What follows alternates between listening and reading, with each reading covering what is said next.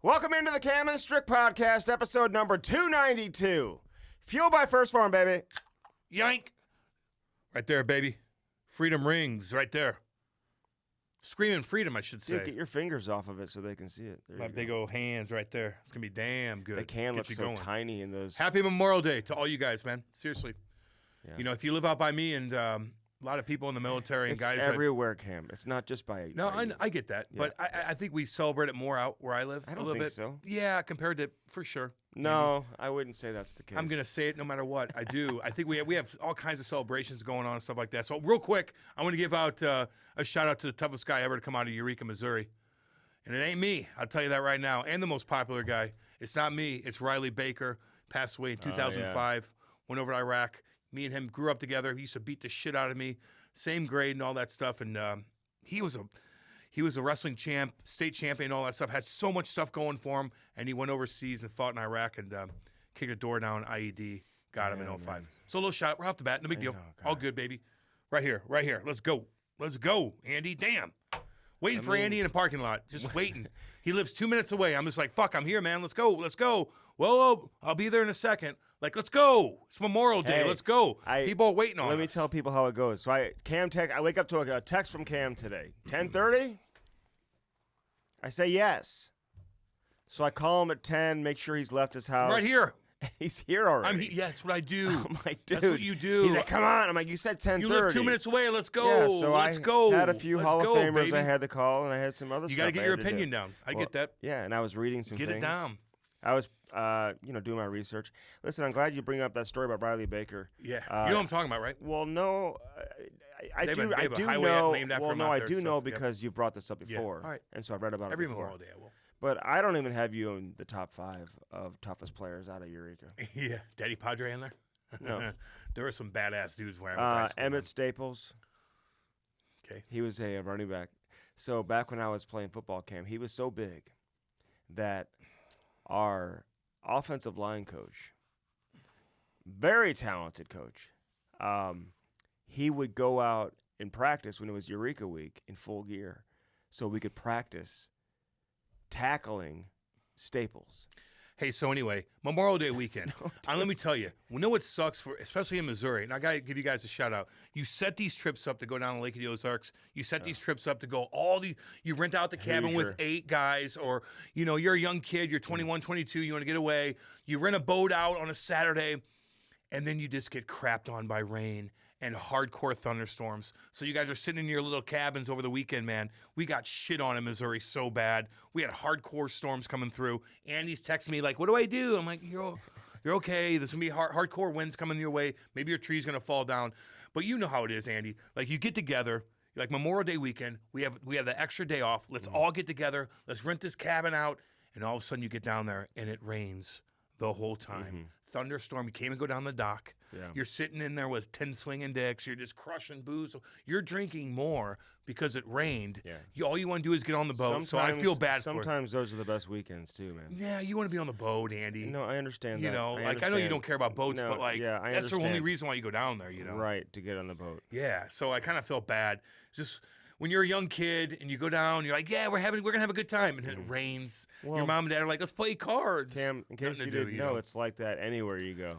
Yeah, but this weekend it could be a baseball game. It could be a vacation that rains the whole time. I'm talking about the vacation. I know. That costs money. I know. I get it. No one likes to be in the rain. You're rain. rolling the dice, baby. Nobody likes to be in the I know. rain. Sucks. And so that is the chance you take. You just can't predict. And then the water's all muddy afterwards. The cicadas down there. Oh God, who knows? We had a hailstorm yesterday. Although I didn't have any hail at my house. It went right. It missed you. Went south. It did miss me. Yep, it went south. But it was hail sucks. Watching the coverage of the. It's a big day for the weathermen when they wear their cufflinks, dude. Yeah. Well, they take their cufflinks off, and they sometimes they roll the sleeves up. What's up? Yeah. I'm going to work. Yeah, that's a couple hours in. I would love to work for the Weather Channel and just cover a couple of major storms, dude.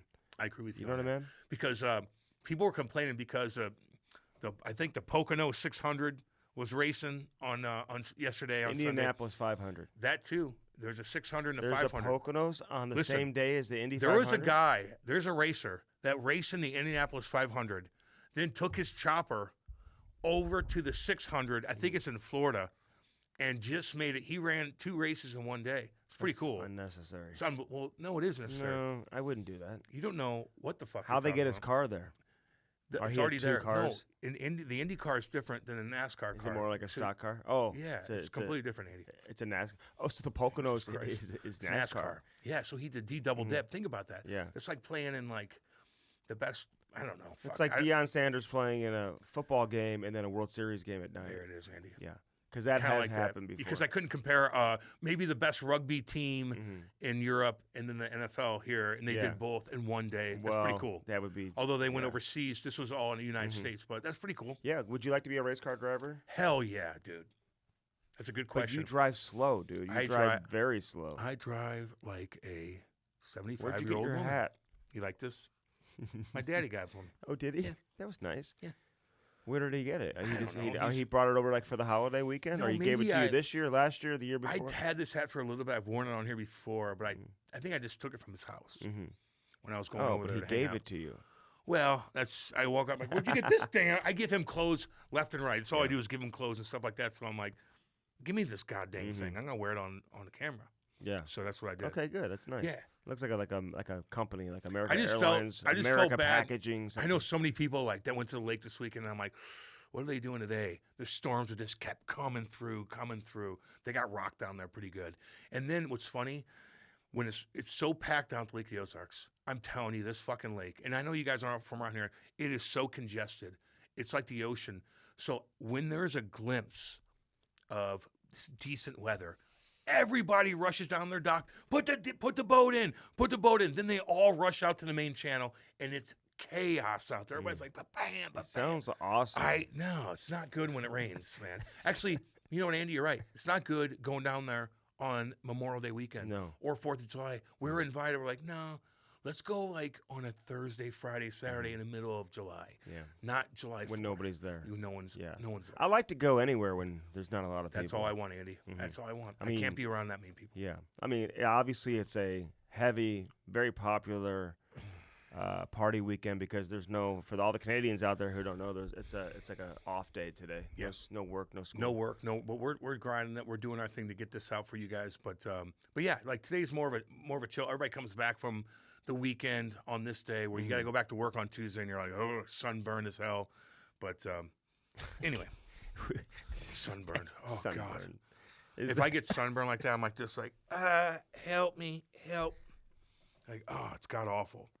But I've been chilling all weekend, man. I'll be at the pool all day this week. Creve Coeur Racket Club? Not today. You guys going to discuss stuff there Not today. Politics and stuff? We are actually going to Memorial Day event. Where you going? Friend's house, got a pool, whatever. Kids swim all day long. Easy, we're chilling out. Chill, have some cocktails, watch them do their thing. That's cool. No hockey today? No hockey today. There could have been. Somebody texted me this morning and said, hey, still late. No hockey. Still fucking late. Do you want to go to Stick and Puck at 10:30? But I was like, come in here. I'm like, no. No, you could do stuff in the driveway. No, or wait around and shoot the puck if you want.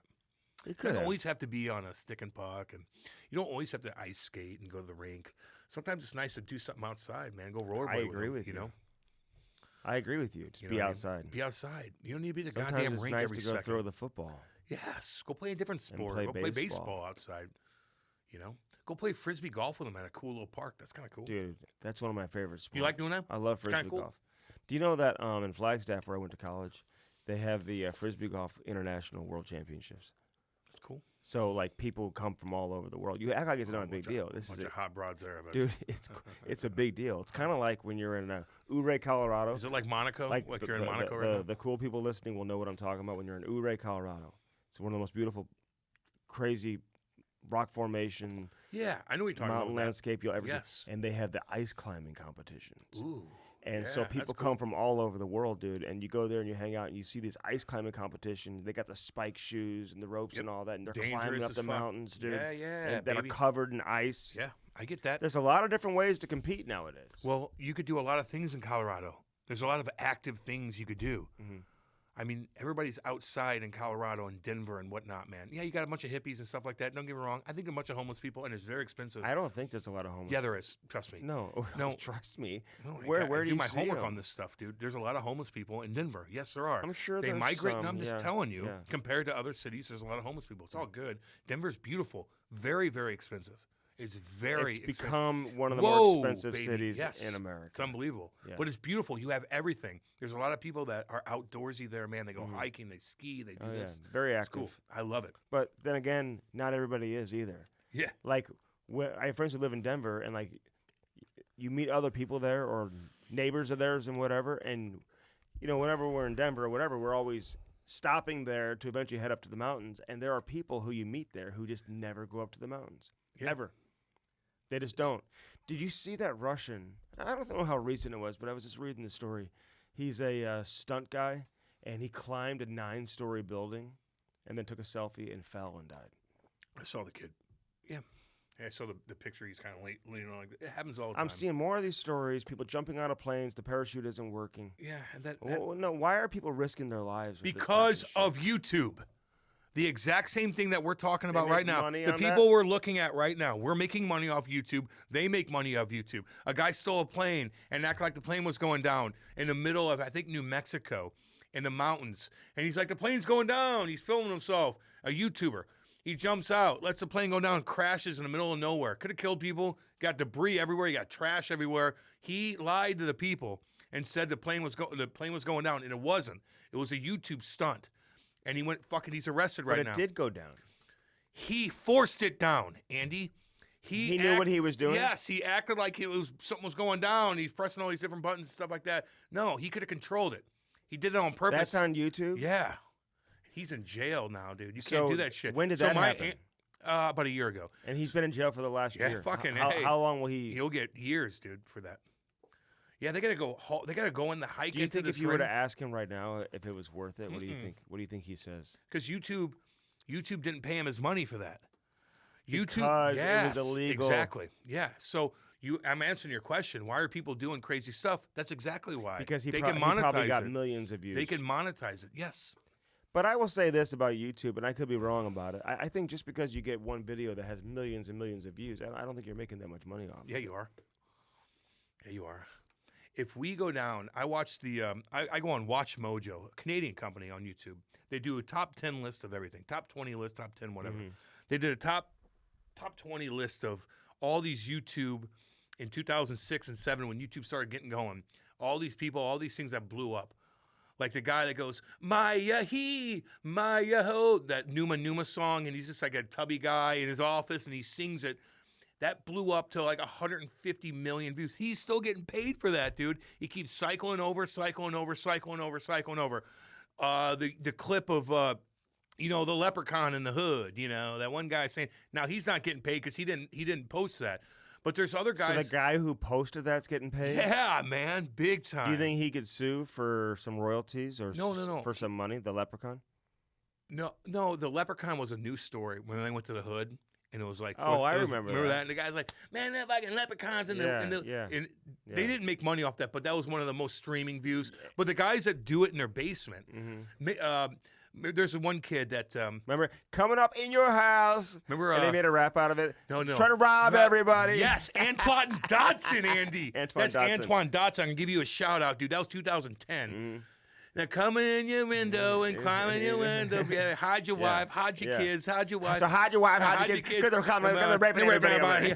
That was and then these two kids on YouTube took that clip on the news from the news, and they made this funny rap out of it. These two guys, these two nerdy young kids, and they made money off of it. Fuck yes. How much? So if it got 250 million views. They're getting $1 million. They got $1 million off that. They got $1 million off that, Andy. No chance, dude. Why are people doing YouTube and making so much money off YouTube right now? Do you not think that clip that he made, unless there's some weird thing in the algorithm where you can't take another post from somebody else, you have to be creative on your own. These guys are making a ton of money. That's why there's so many YouTubers that are making a shit ton of money. How do you think the Paul brothers made money? They're in like the woods and they do something funny in 2007. And that's still making them money, Andy. Big time. Okay. Well, I mean, like Mr. Beast and some of those guys are making like, Of course, you know, you but know. that's like an actual. I think that's like the exception. Now they No, have. it's not the they- exception. They're all making money. Okay. They're just like the biggest of the big. Yeah, I know. Like the royal. Do you know? Because the you keep royal asking me different family, questions. Like my kids watch these different No, shows. they're not and making stuff. money off of it. They're not. Listen, No, it has not- to be your me. It's me and you right here, just like we're doing. Mm-hmm. Like this is us, and I'm like, yeah, what's up, blah, blah, blah, blah. And it goes viral, or people are chirping Andy's glass, or whatever, and we went viral. We're keeping this money. Mm-hmm. But if we took a clip off somebody else that filmed it, Andy, and we did something to it, I don't know how that works. But what if we went crazy here and like took our shirts off and went nuts, and then went viral because we're so goofy? That's our money. And it's going to keep going and going Yeah. and going and going. But from what I understand, You if know. you even like if you have like a video that has a couple million, you're not getting like paid millions of dollars off that one. It depends if that's your clip. Is that your clip? Did you make that clip? Mm-hmm. Just like we're making a clip right now. If this clip had 2 million views, we're making good money off it. There it is. Hide your put the wait, everybody out here. No, but you gotta do the Oh, I'll rap get to version. this. It's coming. No, but don't waste people's time. Yeah. Homeboy. Yeah. Yeah. Antoine You are Dotson. so dumb. You are so dumb. Yeah. Really, really dumb. Anyway. This is the original. So dumb. Yeah.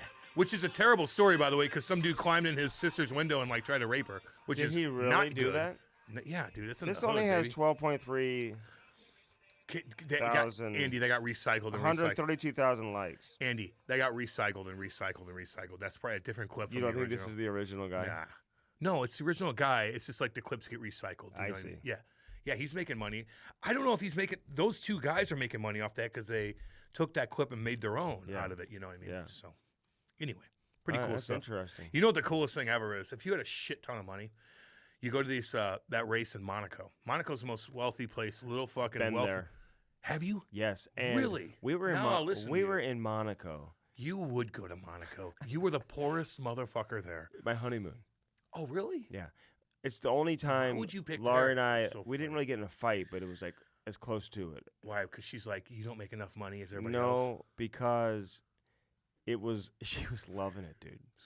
Cool. There's casinos, there's water, you're eating on the water. Dude, it's too fancy. There's not much going on there. It's this big. No, I know. No, it's the biggest I the know. studio. And Monaco's as and big as the Monte studio. Carlo right there, right? Yeah, yeah, So, yeah. Okay. So the last train to get us back to Nice where we were staying Yeah. left at like 10:30 for the night. You stuck there? If you don't get on that 10:30 flight, you're there till 6 in the morning, dude. And we had been there. Like I was like, dude, let's go. Like we need to go. Let's get to the. Yeah. Check out. Let's some leave. stuff. We don't need to be here till 6 in the morning. Oh, like, well, yeah, Like you because- know, if we don't get to the I don't really want to leave right now either, but we kind of have to. No, yeah, you got to Otherwise, we're not getting back Yeah. till 6 in the morning, Cost you and more we're not risk. going to want to be here till 6 in Yeah. the morning. She didn't want to leave, Well, put your foot down. and she wasn't like, "No, I'm not leaving." It was just like, "Oh, come on." So it was just kind of like taking her time. Yeah. And we're just doing. I'm like, we need to like We gotta head go. to the train station now if we're gonna make We it. got to go. So we eventually decided. We got there like, just in time, dude. I mean, it was leaving as we stepped foot on the train. But beautiful, beautiful place, man. I love walking down the windy roads and stuff, and Small. it's It's small, more- but well, it it's was tax-free. interesting, you know. And so that's why I like everybody- Cannes and all that whole area, you know. Totally, man. Most beautiful Cannes place the in one of the world. most beautiful places I've ever It been is. to in my life, maybe. Yep. They call it Canes. Some people call it Canes. Yeah, but because it's they have a Cannes. film festival there and stuff like that. Yeah, they have it going on right now. There's an actress that had like some Jesus. controversial dress. Jesus on her dress. What is that all about? They don't like Jesus, and Jesus is very controversial. And I'm not even religious, but that's kind of like the theme right now for some reason. A lot of stuff going on in the world, Andy, we should probably know about. Okay, but so Jesus is she- kind of like one of those things where it's like, ooh, you're risque. Did she get arrested? No, she pushed some people around. She's trying to do her The thing. security, and then they It's just like- kind of claimed race was the issue as to why she was being singled out. I think it was Jesus more than anything You don't because she's making a point, and her dress was like 40 feet long. Oh my God! So it's like I don't know. they were like They're all picking they're all it up fucking and, stupid like, to me. folding it up. You know. How they're about all Nicki goofy. Minaj, man? She just got arrested in Amsterdam. for weed? I guess she had Stupid. drugs in her luggage. Yeah, you gotta watch that. You but can it's find legal drugs there, right? No, but I think she got caught. Probably she's flying private. Probably Yeah. thinks that she could do what she wants to do. You get X number of amount, I think, allowed. Yeah, that's she probably had a permitted. little too much or whatever. She blamed it on the security, which it could have been, though. You never know. It's probably her fault. But why do that? Why roll the dice on that when you can find whatever you need to find when you go to these Wherever countries you go. anyway? Like, let's be honest here. Have one of your minions go get what they need to get and bring them back. They opened up. She's doing this live Instagram. Yeah, thing, I right? saw it. And they're opening up the police car, but it's like a police little van. Yeah. It's got a seat like this big. Yeah. They close it in. You can't move. And she's like, I ain't getting in there. No, you are. And they were being so nice, man. They're like, let's just go. We're going to take you to the police station. Then we'll go get pay you it out off. of there so you can get to your next show. Just pay it off. And she's like, oh, no, I need a lawyer. They were like, you can call your lawyer at the police station. Yeah. And she's like, who's getting in there with me? Who's going there? And they're like, no one. You got to get. So they made her get in there in Yeah. that little thing, man. Well, you know what? Better than being in any other country, just so you know. I think so, too. I was like saying to myself, Andy, if I were to ever get arrested, this may be the best place to ever get arrested. what if she was doing that in Russia? Oh, dude, she'd be donezo. Like Brittany. Did you say the way those girls are treating Ooh, I Reese? see it. Wait, Clark? Reese? Oh, and Angel. Angel They're Reese. both getting ganged up on, and I Dude, don't like it. She's getting, like, thrown down I to the saw it. floor, dude. Somebody threw it Oh, down. my I God, know. dude. I like her, Angel Reese. I like Caitlin Clark, too. I do, too. They're the face of the I don't league. like the old broads in the league that think they're No. cool. Listen, girls, you didn't do shit before they came along. No one even talked about you for years. You've been losing money. Now I see Now you're flying charter planes. Now I see, exactly. And you're still bitching about that because Caitlin Clark's is better than yours. Before Angel Reese and Clark came, you guys were so irrelevant. Now I'm seeing posts on Facebook about shit the WNBA might catch the NHL. Like I'm literally Seriously? Well, certain games are because of Caitlin Clark and Angel Reese, but it's trending in a damn good direction. And so now I'm seeing clips of that and all these old chicks that are playing in WNBA that haven't done shit. Like, yeah, you might have scored things here and there. No one cared. No one cared until these two came on board. No one even knew. No one even knew. So you could talk about Brittany Griner coming in 2014 all you want. No one fucking knew about that. Oh, No one yeah, we paid attention to that. Your group did. The big like the people that are watching other sports didn't give a fuck. But Nikki, she is lucky she didn't do that in Russia. But the story in the WNBA, there's a girl by the name, she plays for the Phoenix. we don't need to dig too much No, into she plays for the Phoenix Sun. because I don't want to bore the people. She You know. just passed someone Yeah. to become the 5th all-time leading scorer in the history of the WNBA. The person she passed was her ex-wife. The person who got the assist on the Was bucket another girlfriend? was her fiance. That's a pretty good one right So there. are they all dating, like, in the league? I don't want to say all of them, because there's a lot of- Caitlin's got she's in a relationship. How many do you think are lesbians? in the WNBA? Yeah. That's a tough one. What percentage? Man. 30? Oh, I would think it'd be higher than that, maybe. Really? Maybe, I don't know. 30's a lot, dude. Okay, well, that maybe means like maybe not. think about it. Like 3 out of every 10 Yeah. on your team are lesbians. That's not a big deal. I don't give a shit. Uh, But like it's more than any other league. So I they're would say. all like kind of, I don't know. did they have a bubble during Oh, they were probably banging the fuck out of each other. no, did they have a bubble during COVID? I don't remember. I don't think they played, dude. I don't think they even risked spending any money on that league. In the You don't bubble. think? Maybe not. Could be wrong on that. But are they banging each other? Goddamn right. 30%? You think it's 30%? Well, no, I mean, Maybe. listen, I have a That tough doesn't way to matter. I have a tough way to read that Doesn't one. matter. And you know. no, I mean, hey, more power to them. I Yeah. just thought it was interesting Hey, that so- Bonner, she's got an inside game. So anyway, Cam. She can put the ball on the don't floor care. a little bit, but she passes her ex-wife, That's pretty funny. and the girl who assisted on the bucket Yeah. was her current fiance. That's That pretty is cool. a love triangle. That is such That's a the love triangle. triangle offense if That's I've ever heard of it. I like that, Andy. So anyway, about Monaco though, like if you had a ton of money, did you see all the yachts? Dude, They're yachts, all partying. Ferraris, Boom, boom. Lamborghinis. Loaded with money. 200, 500-foot yachts, dude. Everybody has their own like theme. Boom, they're all parking. Holy So shit. I told- Yacht trips are the coolest thing you could possibly imagine. I by the told way. my I've been on 4 of them. I told Didn't pay for anything. I told my wife when we were there, we were just married, you know. She's probably like, we're wealthy. I was Like, like, no, this is just. I was like, I'm gonna get us on one of these yachts. I'm gonna get us on one of these yachts. So we're like walking down, Good luck with that. chatting with people and whatever. Yeah, blah, on blah, the hi, how are you? blah. What Oh do yeah, you do? what's going on? Yes. You know, we're on our honeymoon. Hi. We're just looking for somewhere to go and hang We're out. nice people. We're Americans. We're Americans. Yeah. Well, you don't look threatening. No. Like if I owned a yacht, I'd be like, come on, you two. I would. If I saw you and Lori walking around, damn right. I'd be like, those guys are pretty cool. You're having a cocktail. I'm like, come on out. Let me show this I know. off to I you. read these stories, man. Did you not get on one? We didn't get on no, one. I figured that. I Well, would have dude, helped they're you with like that. 100 feet up when you're talking. I would to help them, you with too. that. They're not always like right down at the. Just floor you're a level. good talker, though. I man. know, You should I be able know. to do that. You're not threatening. No. Lori's a sweetheart. Mm-hmm. I'd be like, get on here. And there might be a couple weirdos. Oh God! And then they sail away. They're like, come on. To the yachts? They're like this. Come here. Can you just here, leave meet whenever this other you couple. want? Can you just go out in the Yes. water whenever? No, you rent those out for certain No, but if time. you own it, can you just like? You don't own that slot. You don't own that Oh. slit, dude. That slit you're gonna pay $100,000 for. For how long? Actually, probably $1 million for the grand or for the whatever that is there. That race For how long? Probably 24 hours. It costs you $1 $1 million. million. I bet. You better double check that, dude. If I'm wrong, I'm wrong. But like, think about it. That's the most So when you see prime Michael Jordan real estate possible. on his yachts That all cost- the time, Yeah, it costs so and much money. he's Yeah. docked up Yep. somewhere, Expensive. that's probably You not pay where for it's that. probably not where they started or where they're finishing. No, They're just on no, a yacht No, trip. they're cruising, dude. I would cruise the Mediterranean like you can't believe. Would you do a cruise? No. If I had my yacht, Yeah. I don't go cruises, Are they man. safe? Yeah. They're Really? fucking $300 million, $25 million, they're $30 They million. won't sink. You won't They like could get sink. lost. Every single one of those can sink. What are you talking about? Okay, so why, Every what's cruise the ship, benefit the of risking fucking- your life The with biggest Disney cruise you could possibly think of, these monster cruises, hell yeah, they could sink. They could go under so goddamn fast your head will spin. it? What is What are you talking about? what's worth the risk to go on one of those? Well, because look at the percentages. What's the risk driving here from your house? You have a higher percentage of getting in a car accident and dying from you going 5 Than a miles yacht? here than getting on a yacht cruising around. Those captains know exactly what they're doing, Do dude. they? They knew, yes, How do you know?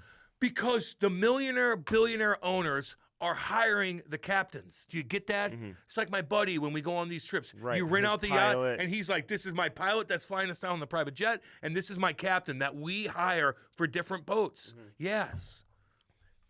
Yeah, you pick out. These guys are veterans, man. They know how to hide Well, you from hope storm- so. Yes, they are. You cannot have your license and fucking drive a $400 million yacht without being in the upper echelon. So of I've what never you been do. on a cruise. I see these carnival cruises and stuff like that. I ain't doing Major brawls on the cruise, Cam. That's a Hoosier ones. There's usually not. Dude, major You could go brawls on. the You Hoo- could go on the ones cruise. that have like swingers. You can, yeah. Really? Hell oh, they yeah. have theme Hell nights? yeah. No Hell way. yeah. You and Lori should go on one of those. You'd be taking they take advantage of you guys like no I'm not other. going on there. Lori would be gone for hours. Oh and my he's like, God, where's like- she at? But Like, where is she? where? I guess she's having a good time with her friends again. That's okay. She'll text me. Imagine we go and like Kate and Lori are just gone. Dude, no We're way. like, Andy, we gotta, because me and you are like, no one cares about us there. No. But if Kate and Lori, if we went on all the weirdos would just like push us out of the way. Like, oh no, where our wives at? Damn. They'd get, man, I don't know. Yeah. It's weird. I'm Well, not I into see that. some of these cruises and I see lots of stuff going on. I'd love to go on a big ass yacht though, man. Yeah, the yacht's the best. Is that worth buying one of those if you have a lot How of much money? money you got, Andy? No, I'm saying for people who buy a yacht. Not buy a That's yacht. the only It's boat I about- could maybe I would- see I worth I spending wouldn't want to money buy on. a yacht and rent it out. It's just too much going on. Just like a private jet, renting out private jets are probably even worse. I think you can make some money off a yacht. Costs about $1 million for my buddy to do for 7 days. But about Really? 700 to $1 million For a week? For a week with 12 people, so 6 couples. So if I had a yacht, I'd just rent it out. it was all the time. it was a 250 footer. It was gigantic. We all had our own Do you suite. feel like you're on a boat? No. No? Like when you're at the bar, when you're sleeping? No, let me explain. So, the biggest one we were was like 250 foot. My buddy's got money. They take this once in a while. We get to do this stuff. Okay, it costs so much He fucking just money. took you to the Bahamas. We went Exuma and went around the islands of Exuma. So fucking beautiful, dude. It was gorgeous. But the only time I knew is the one time we were on one, and I felt you could hear the anchor go down like. And then a couple times the storms came through, and that thing was 250 feet, and we're still getting rocked. And all of a sudden the captain's like, "We can't go there. We got to come back around and hide behind this fucking So island." they can see No, how so fast they can get do those away. things go. About 17 knots, Okay.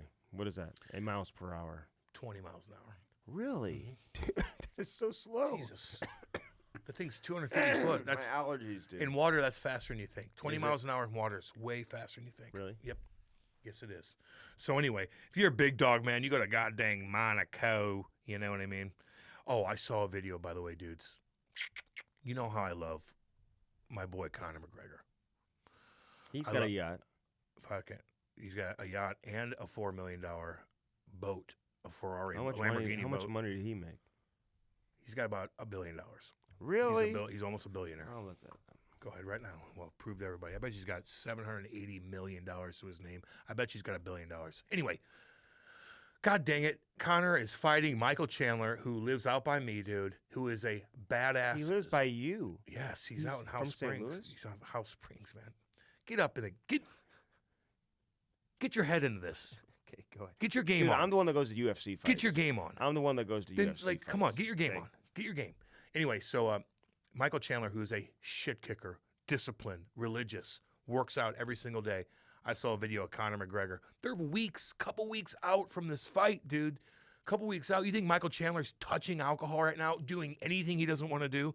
Conor McGregor is on a dance floor at his club, and at first we thought it was some other chick, but it's his wife. But you could tell his eyes. He's sweating like he's partying. His eyes are all fucked up like he's partying. He's got a net worth of $200 million. No, he's got way more money than that. You're out of your fucking mind. That's what it says. Dude, look up other people on that. That doesn't mean shit. Net worth on Google doesn't mean anything, dude. You're way off on that. Has way more money than that. Really? Yes, dude. God, his Like they're booze off alone by probably has- $800 million? Yeah. I don't think so. Yes, they are, Andy, and they'll correct you on here too. Conor Go McGregor is ahead. one of the most. He has more money than most athletes in the world. So do you think if you're a highly paid... So anyway, he was partying, dude, and he's partying so hard. Him and his wife like making out. He's like pushing her head down on his crotch Oh in my this God. video. Is this his new? his eyes are black, meaning he's like partying. Michael Chandler, that's who he's fighting? Yeah, Michael Chandler, shit kicker. I think Andy. is he like a kickboxer kind of... No, he's a wrestler, man. He's a fucking Really? House Springs hardcore And shit kicker. this is dude. like the biggest fight of his career. Oh, Conor McGregor? Of course it is. Is McGregor still... No, he ain't anything right now, dude. He hasn't fought in years. Last time he fought was against Dustin Poirier. Yeah, Michael Chandler. and I've Dustin seen him Poirier several times. and Dustin Poirier broke his freaking leg, dude. His leg collapsed on him. I don't know if I femur knew bone. that he was from St. Louis. Yeah, man. We gotta get him on. He's 38. Yep. How long do those guys fight for? He hasn't fought in a while because he's saving up for McGregor. He's gonna make a What will he make in this? millions and millions. Really? Yeah. It's one of the biggest. I heard fights my going guy Tyrone Woodley. He made millions too. on. Nah, he did. No, not. he did. He didn't make that much money, and he was a champion too. Well, one of the guys who I was talking to at the UFC fight, He who didn't make that knows much everything about UFC, was telling me he made a lot of money. off the fights, you could look that up. He didn't. Tyrone Woodley, I bet you didn't make that much money off his fights. He wasn't that big of a name. He had some huge fights. He wasn't that big of a name. I bet you didn't make that much money. Probably a bigger name than Michael Chandler. No. No? Nope. Get on your He game. fought Jake Paul though, dude. Get on your game. Yeah, he got knocked out. That's where he made his money. Probably. It's got a net worth. Not of from the UFC, $4 though. million is what it says. My net worth is more than his if you look mine up. Look it up. Oh God. Look it up. It's Do you know what pathetic. you're not on, by the way? What? I keep meaning to tell you this. What? You're not on NHL 24 for all the alumni players they have. Oh, gee, I don't. They've got all these like other tough guys, dude, who probably weren't as well known as you. Oh, honestly. really? So you need to call the NHLPA, Yeah. and I think you probably have to sign something. I don't think you do. Well, you need to get on that game. All right. And didn't Ty know was that. looking for you. Oh, Not there. I don't like that. That's Yeah. so good. So. And he always finds a way to bring me down. Well, someone keeps Were asking. you on there? Oh yeah. You didn't see me in the press box? How about that guy who's the interim GM for the Carolina Hurricanes? You know who this guy is? Oh my God! Yeah, no, Harvard grad. Yes. No, smartest guy in the league, probably. Yeah, he's a big hockey He fan. was a blogger. Yeah, but He had a website for like the Philadelphia. Because He was he like, liked covering the hockey. Philadelphia Flyers. No, but I heard he was like really like negative about the Flyers. he's not just a blogger. This guy's a brilliant dude. I get it. So I like, get it. you know what I But mean? no, He you're didn't- right. Yeah, that's his And- like hobby. But he has no hockey background, I don't think. He just likes the game. Smart man. He was a chemistry major. Yeah. And he worked on like If he loves solar the game, stuff. Yes. So they brought him on making solar panels and stuff. as a. I'm not chirping him. He's actually been very No, good to me in the past. pretty cool. He's Let's get reached him out on. to me about some stuff. I know. I want him to on. get him on. I read his story. I'm like, pretty cool. It is. I didn't look at it like you're reaching to get this guy involved. No, this guy's probably fucking smart as shit, and he loves the game. Okay, but let me Let's ask see what you you can this: do. Is this where we're at with hockey though now? Maybe. Because Maybe. I feel like we're seeing it with the referees right now because the league is taking the game out of the referees' hands with all these calls and all this shit. Referees don't know how to officiate the game anymore because of the reaction it's going to get. What's the league going to do? How's the league going to react? Where I feel like the referees have the least amount of feel for the game, Cam, than we've ever seen before. Okay? I'm just saying, back in the day, the referees, man, they had a feel for the game. Well, they're in control, I felt. They were more, completely in control.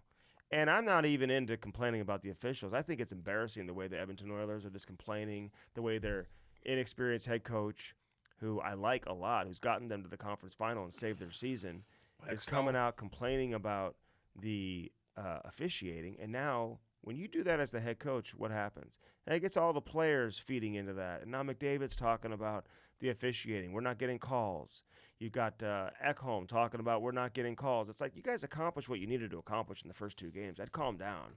And if you're relying on just the power play to win you games and get you through in the Stanley Cup playoffs, ain't gonna happen, baby. that's not the way it works, man. Hey, experienced coaches and legendary coaches who I've talked to, Cam, they've always said that the ingredients you need to win in the playoffs are the 5-on-5 play and also on the PK, right?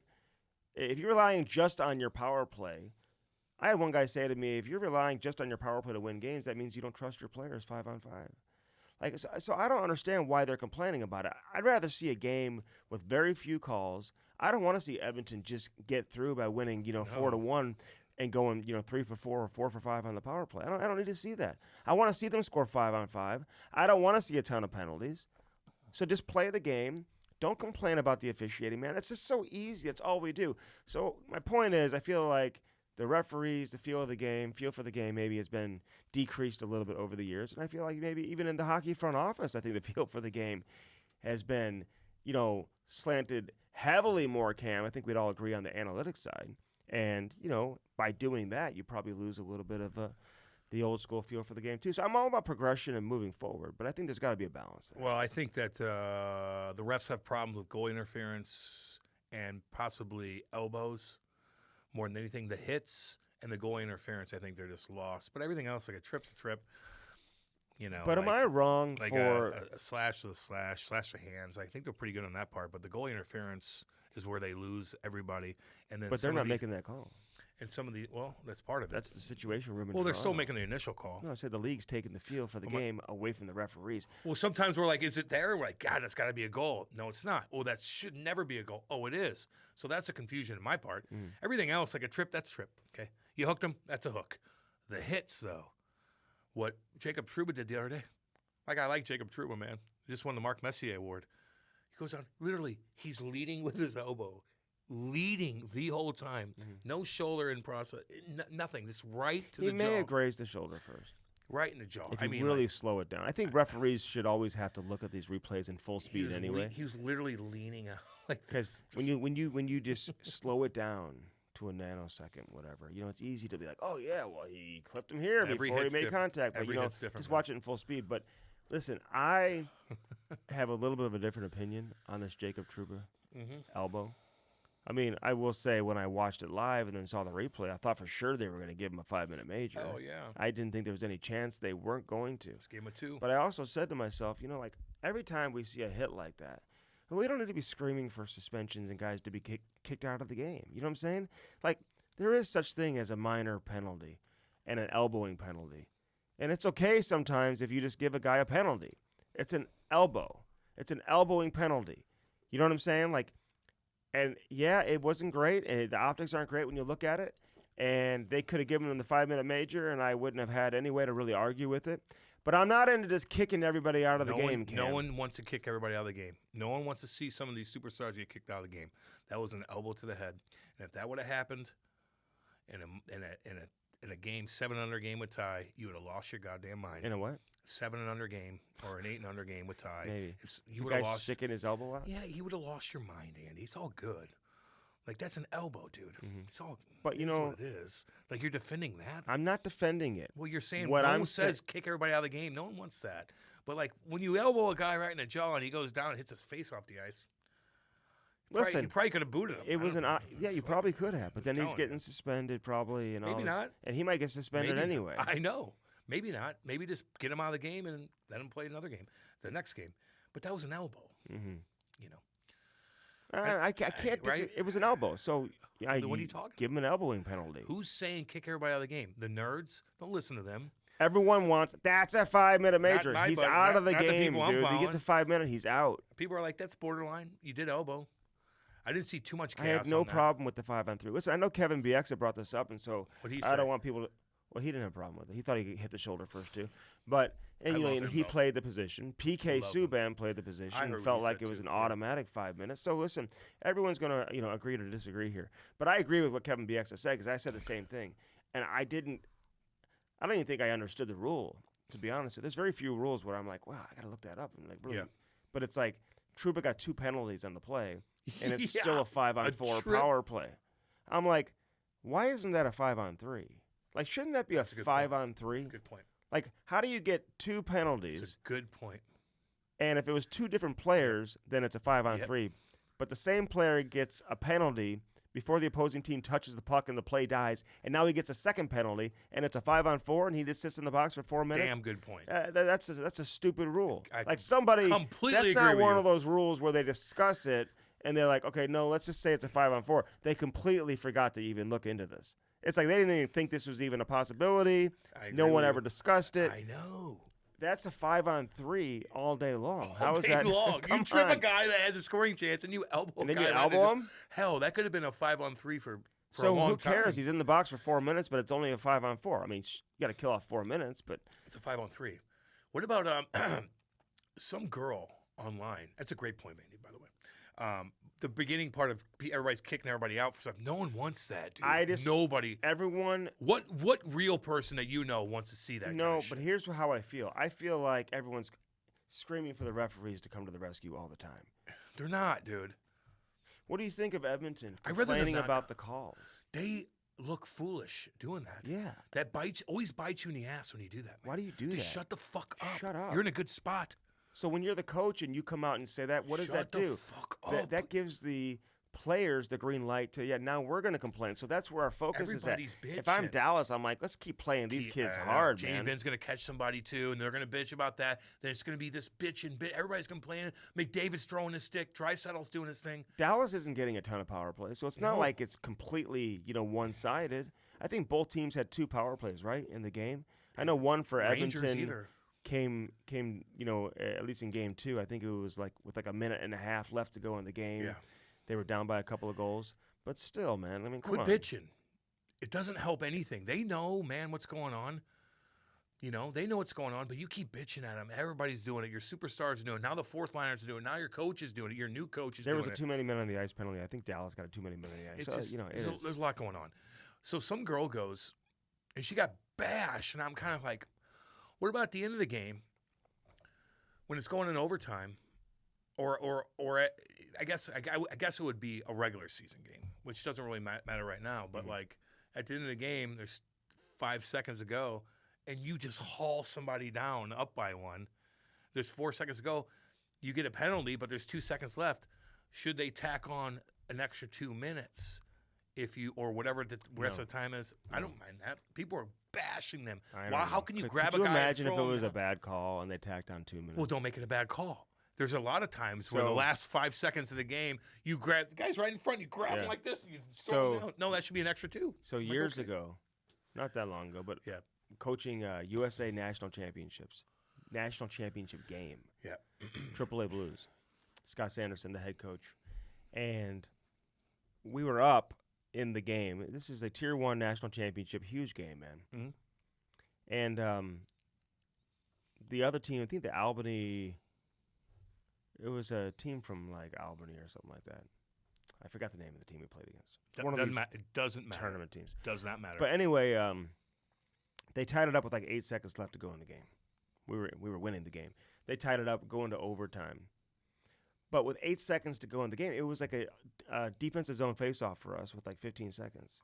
And after the game, when we're on the bus, and I said to the coach, I wonder if you're the goalie in that situation and it gets down to like 10, just knock the goal off. If you're like under pressure and you got all these bodies around the front of the net, is it a penalty shot? Or if a player covers a puck in the covers crease, a puck in the crease, that's a penalty shot for sure. Shot. So if you knock that's a penalty shot. But if you just knock it off, or how about you get a penalty at the end of the game? That's a penalty shot then. Instead of tacking 2 on, you can't call somebody down. You just tackle them down. Tackle them. How about I just grab at the? There's 5 seconds left. Yeah. The draw. Why don't I just grab the guy like this and hold him and like fall on the puck and grab the puck and put it in my pocket? But if there's so much chaos in the crease and the goalie just falls back and knocks it off, I mean, can you even prove that he did it on purpose? I don't know. Yeah, probably. Yeah, you probably can. You probably can. In most cases, but I don't know. There's a lot of goalies, Cam, as you know, over the years, who have knocked the goal off. Hey, and they would do it continuously and not get caught. We interviewed a couple guys that used to do that. Yeah, and we kind of called them out on it. Like, and they weren't getting caught. What was I gonna goddamn say? Damn. Fuck. Oh man, I just lost it. My bad, dude. My bad. What the fuck was I gonna say? That's terrible. Oh, not good. We do have a great interview coming up, by the way. Oh, yeah. Blake Coleman is about as cool as you can Blake get. Coleman. What a wheel he is. Jesus Christ. I mean, straight up wheel. So, who's Commodore chirping? The new coach. Oh, yeah. Did you see Scott that? Arniel. Yeah. He made some comments on our podcast when we had him on. I don't even remember that. Somebody posted that. I know they did. And great job by that listener. You guys are awesome, by the way. We love. For you to find that. You guys are awesome. We love seeing that stuff. Scott Arniel was Commodore's one of his coaches in Columbus. Yeah. Commodore hated his coaches, dude. I mean, a couple of them. A little too much. Oh, you think? Yeah. If you hate that many coaches, it's on you. I love Kami, dude. He's hilarious. Yeah, but he's not the only one that hated Babcock, though. There's a lot of dude. He hates everybody. I feel like if you always hate your coach, every coach is bad. I just feel like it's on you more than anything. It's my opinion. Like all these kids who leave. Like the youth my hockey. Coach. It's all and the parents my coach. My coach. Do you know the youth hockey landscape, Cam? How crazy it's gotten. Yeah, I know it is. Like kids that are 12 years old, they're all leaving. I know. We talked about this with OT. We talked about this with everybody. There's kids who are. Your kid's going everywhere too. They're moving. There's a kid here in town who's 8 years old, dude, who's leaving to go play for a program in Chicago next year. I don't know. It's too much. Some people are saying, when I was talking about the World Championship, everybody's like, Pasta's living his best life. No, he's not. Pasta's living his best life. Yeah, I know he's celebrating. You know what? No, he's living his second best life. Yeah. You know what his best life would be? Is if he won the Stanley Cup. Why? I just don't. No. This is he went over there and had fun, and they won. It's not that big of a deal winning that damn thing. It's no really offense. not a big it's not. deal. And I'd say the same thing. He's if living USA his best life. It, no. Winning the Stanley Cup's living your best life. That's it. I can't believe I'm watching NHL Network, and I'm not chirping the host. Forgot who it was, whatever. But she asked a couple of the analysts, "Do you think that USA and Canada are worried now with neither country meddling? Didn't give a fuck in this World Championship?" And the first guy kind of answered it answered a question. And then Barbecue Bruce was like, no, because McDavid, McKinnon, McCarr. He just started rattling off all these guys. Matthew. And I'm like, Matthew, Austin Matthews. Are you out of your mind? Quinn Hughes, JT Miller. Get out of here. I went through USA's roster. I think Brady Tkachuk is the only one who's there who will be on the team for these upcoming tournaments. There it is. You know what I mean? And for Canada, Sidney Crosby, they're naming all these guys, dude. Come on. It's not even this is the D team that may include an A player. They're getting a little bit of exposure. They're having a good time. They want to still play. They didn't make the playoffs. They just lost in the first round. The Sweden team was impressive. They had a lot. Eric Carlson was there. Victor Hedman's there. Sure. And Switzerland had Roman Yossi and Fiala. A lot of these European and Team USA, honestly, they had some really good players too. And you had Jordan Binnington in goal for Canada. But in terms of the entire rosters, this isn't anything close to what you're going to see from USA and Canada. No, I can't believe people are even looking at it like that. It's just a talking point on a radio show. Doesn't mean shit. It was a TV show. whatever. Yeah. It's the same thing. Like, oh, we got to be worried. No, they don't give a fuck. Worried. Although, like, Doug Armstrong's probably like, no, I want to win this thing. Oh, probably. Hell yeah. And Otter and those guys. Oh, dude, if you're Fuck in the yeah. mix, If you're in the mix and you Bennington put that team Colton together, Parayko and then you're up by 6 against John Tavares. You're up by 6 against God. Who they play?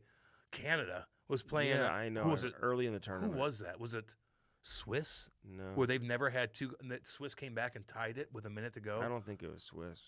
It was somebody that's. Yeah. Was it like it was Slovakia? it was a non-traditional hockey Yeah. country. That's Like Swiss team was Belarus pretty or damn something. good. Remember Belarus used to be in the mix once in a while, and they came back, and I'm like, oh my god, they're gonna lose this game. And then Tavares goes and scores in the overtime. Right. But people are chirping. Who's the head play-by-play? Looks like Tim McKernan on ESPN. Liam McHugh on Is it Liam TNT. No, not TNT. Oh, the play-by-play guy. Yeah. Bob Mashashko or whatever. No, I it's forget it. McDonough.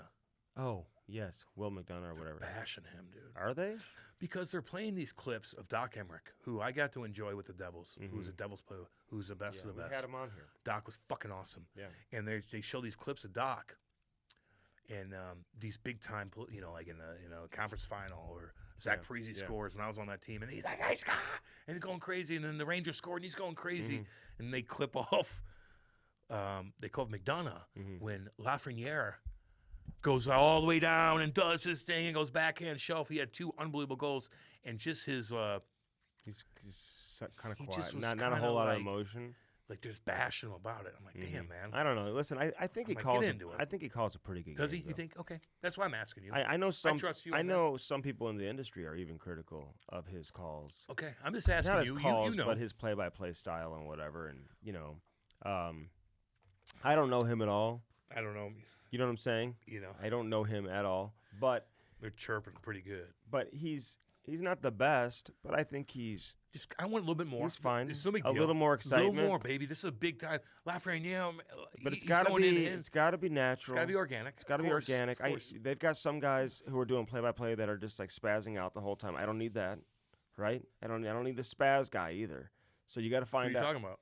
I'm just saying. There's Who are you just, talking about? well, just guys in general. Yeah. I know what you mean.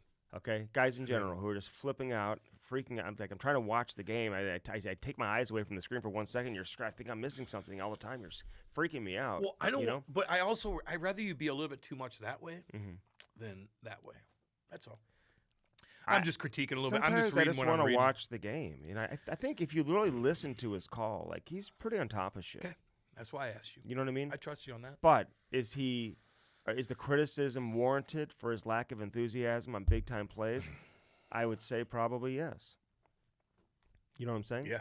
I think that ESPN studio has grown on me big time with Messier and Subban. yeah. Yeah, I like them both. I think having just the two of them versus having a third person like you had before in addition to the host, Steve Levy does a good job. He does do a good job. And even TNT when they have the big panel going with Biz, Liam, Ace, and then Henrik and Wayne. Yeah. I like that. Wayne's hair looks sick. Yeah, he's got some hair going. He's grown Whoa. out. Yeah. It looks really good. Yeah, it's grown out. He looks younger. Mm-hmm. Are you evaluating Wayne's hair? Yeah. No, I'm like, damn, his hair looks thick No, as they shit. do a good job too. And They've always done. how a did great Matt Rimby play the other day? I know he took a stupid. I know everyone gets excited and stuff like that, but Yeah, he I didn't know. play a whole lot yesterday. He didn't do much. What's he supposed to do? I think he's probably got more of an impact at home versus on the road Yeah. because the was fan played- base really gets behind him. Played no T for a little bit. He got a shift. He did. Yeah. Jiminy Crickets, he said, or whatever he said. I think he was on the ice for a goal, and I think his shift in overtime Listen. was pretty decent. I'm just Put thinking. yourself in the shoes of Peter Laviolette. It's you can't just cater to the fans and everybody else, So man. you're right, 100%, dude. You got to do you, man. You know that locker room. You know more than anybody. Gotta- Don't let anybody pressure you to gotta do a win, goddamn dude. thing. I love Peter Laviolette. So do I. dude. Did you see the clip of 2 games ago? I got on Twitter. There was a clip of Peter Laviolette. It was AI. They made Peter Laviolette Oh yeah. talking about Matt Rimpe and Sam Bennett. Mm-hmm. He's like, give a fuck about Bennett. We got fucking Rimpe. We're going to fucking dress our 6'7" guy. And let's just see what Sam give a fuck about Sam. I'm like, this is 4:30 in the morning before I do my radio show. I'm like, and the lips, I'm like, wait a minute. And and I look at the comments and I'm like, wow, I can't believe you said that. Wow. I'm like, wow, this is real. 4:30 in the morning, just having my coffee, put it in my notes. I go to the show. I'm like, God, check this out, man. Look what Laviolette said. Let's play it. Can you get the cussing out of there? And Cole, our producer's like, Cam, that's AI. So explain that got. to me. That means no, I know because I'm seeing these all over. They're all over. You gotta watch it. No, I've sent them, and I'm on another like text Yeah. chain, whatever. And these are all people are always putting Yeah. these out. I sent like the first one out, Yeah. and a lot of people believed it. I knew right away. You could It's based on what they're saying. Yeah. But how do they make them sound like the real person? Because we have technology, Mhm. Andy. Mhm. We could put people on the moon. We could do this. We could talk to somebody in Zimbabwe right now. How do you create these videos? It's AI. It's What does that Chat mean? GPT. It's a new app where you could take your voice, Andy, Mm-hmm. and you could have a little thing where your mouth looks like what you're saying, Mm-hmm. and it has your voice because they could take your voice and they could replicate it. It's just technology, Mm-hmm. but I'm pretty good about that stuff because when you're doing radio like Andy and we got to do shit, man. You get called out firsthand on things like, oh, I screwed that up. So we're really wary of that stuff. But this one got me. I guess I was really tired, and I'm like, damn. You really think he'd say that? I'm like, this is ridiculous. And I'm like, wow. And then I kind of forgot about it. And it popped in my head on the show. And I'm like, Cole, play that. And he's like, yeah, that ain't. I'm like, wait, let me look at it again. I'm like, no, my God, what am I doing? Yeah. I got. It's all good. It's pretty funny, though. I don't know if anybody else got too. But, it's like the WNBA slogan back in the day. It was, we got next. oh, yeah. Yeah. You Those girls better be nice to Caitlin Clark and Dude, leave Caitlin alone. Caitlin and our girl, Angel Reese. That's my girl, Reese. too. Both of them. They're taking the. You're lucky you have them. Dude, this You're girl, lucky all the you way guys. she was, And Cameron Brink. the way she was. Who's that? I'll look her up. Is she from Iowa? No, she's a smart girl. I think she went to Stanford, dude. 6'4", beautiful Like blonde Eric girl. She looks like a Eric, model. Eric Tolsky. Because I'm not gonna lie to you.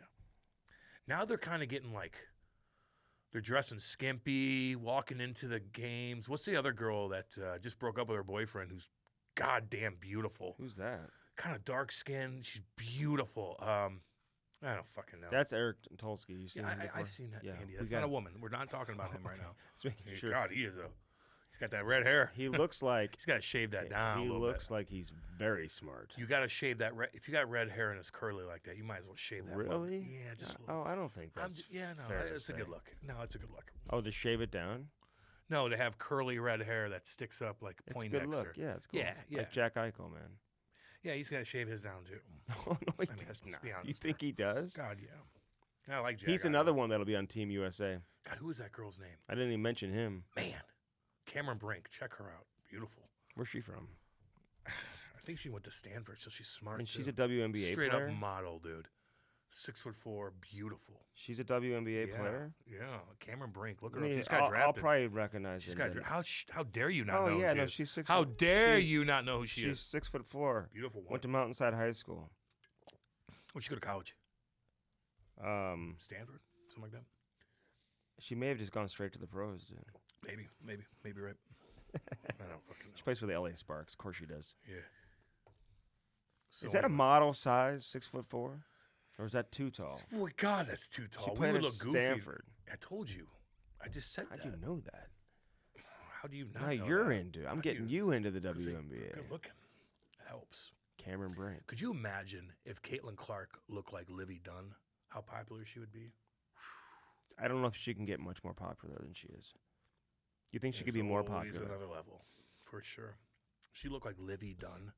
Ever see what she looks like? I don't She's know who dating that that. is. Who's Livy Dunn? Livy Dunn's that girl from I think LSU, the gymnast who's beautiful. Oh yeah, And then she's with that Paul Skeens, the pitcher from yeah. the No, I know- Pirates, who's I cool know- as fuck I too. know exactly. Who she Yeah, they're is. dating, Yeah. and they keep interviewing all these kids at no, the. she's beautiful. So they man. keep interviewing all. Livy Dunn. Yeah, she's beautiful. Imagine that she was doing what Caitlin Clark was doing. So anyway, Paul Skeens is dating Livy Dunn. They went to school together and stuff like that. And he's in the big leagues. You know how cool he is? He goes, when I retire, I'm gonna play in the MLB as much as I can, but I want to get into the military when I retire. Oh really? Yeah, and they interview people about him, and these kids are like, "Yeah, Paul, you're my favorite player, but the only reason why I like you is because of Livy Dunn." These young kids, he's like, "Yeah, Paul." Another like 10-year-old's like, "Paul, yeah, go into the military. I'll take care of Livy for you." Like, it's hilarious, dude.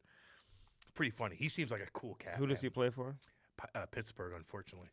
Like Pirates. in the MLB, yeah. He's got called up. Yeah, Oh, he's really? dominating, yeah. Paul Skeens.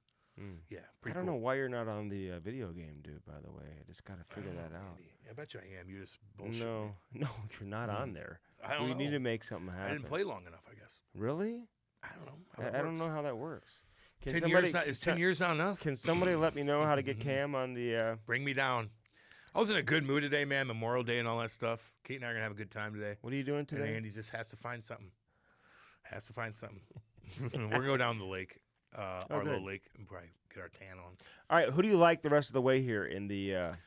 The Florida Stars Panthers are the best Oilers? team in the league. The Florida Panthers look unbelievable. They should not. That game, they dominated, dude. They dominated. Every time Barkov has a puck, he makes things happen. That Florida Panthers team You is see loaded. his kick pass. With Yeah, his dude. You skate? just like deflected it right to somebody else and Yeah. made it. Dude, they are loaded. They kicked the shit out of the Rangers. Rangers finally found a way. That Barkley Gaudreau, man.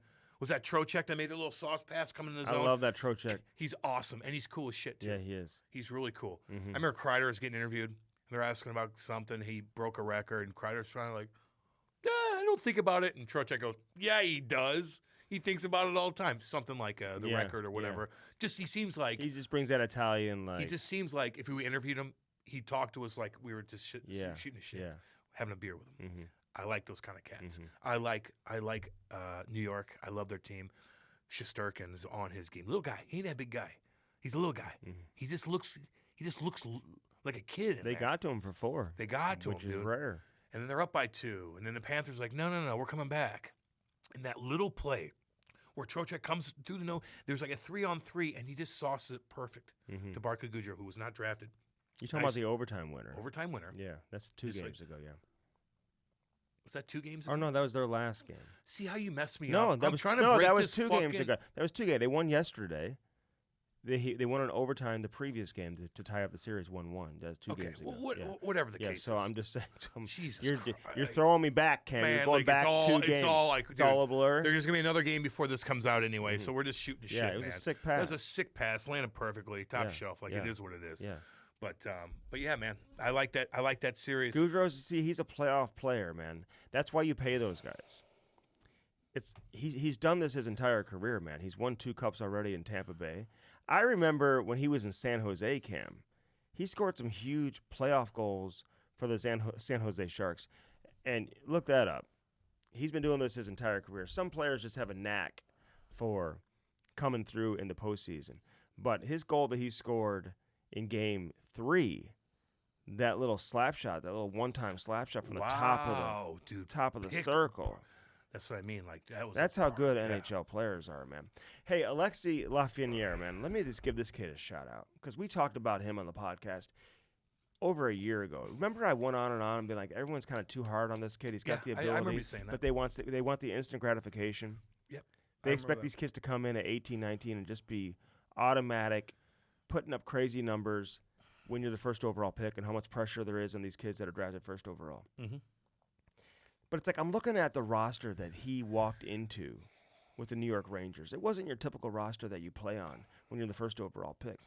You know, and some of these young kids that come into the NHL, where they're automatically on the first power play, they're getting first line minutes, they're getting all offensive zone faceoffs. Dude, and they're just on the ice, you know, for, you know, playing whatever, 18 minutes a night, whatever it is, maybe north of 18 minutes. He had to pay his dues, dude. Like, a lot of these kids that walk into the NHL who put up big-time numbers right off the bat, they don't have Panarin ahead of them. They don't have Kreider ahead of them. They don't have Zibanejad ahead of them. You know, they don't have all these loaded roster. And sometimes you're slotted in a particular role. And in reality, I think it's good, man, because you get to learn from better players, number one. You get to be on a more competitive team, number two. But you also get humbled a little bit. You know, it's not just given to you. It's not handed to you. You got to have to, like, work for it a little bit. Like some of these kids that just come in right off the bat, they're on the power play. Didn't work like that for Alexis Lafreniere. This kid isn't even 23 yet. Doesn't turn 23 till October. And here he is scoring some amazing goals in the Stanley Cup playoffs, deep into the playoffs, helping his team win as a former first overall pick and finally getting recognized for being an incredible player, man. I love seeing that. So keep doing what you're doing, Alexi, man. I love watching that. I hope this kid continues to get it done, man. But don't be so quick to judge these young players when they come into the NHL. You know what I'm saying? Although he wasn't that good, you know. No, there was a lot of hype coming into the NHL. Was there that much hype for him? Oh, a ton. I remember, like, it was just kind of a weak draft, and, like, he was there, and they And took if you him. look at his numbers right now compared to the other players who were drafted in his draft year, like Quentin Byfield, for example, went second that year. Yeah. And he just started coming into his own this year. I'm just saying that he still didn't, like, come on the scene. Like, I don't think anybody was everybody really expecting him to come on and dominate like a Bedard.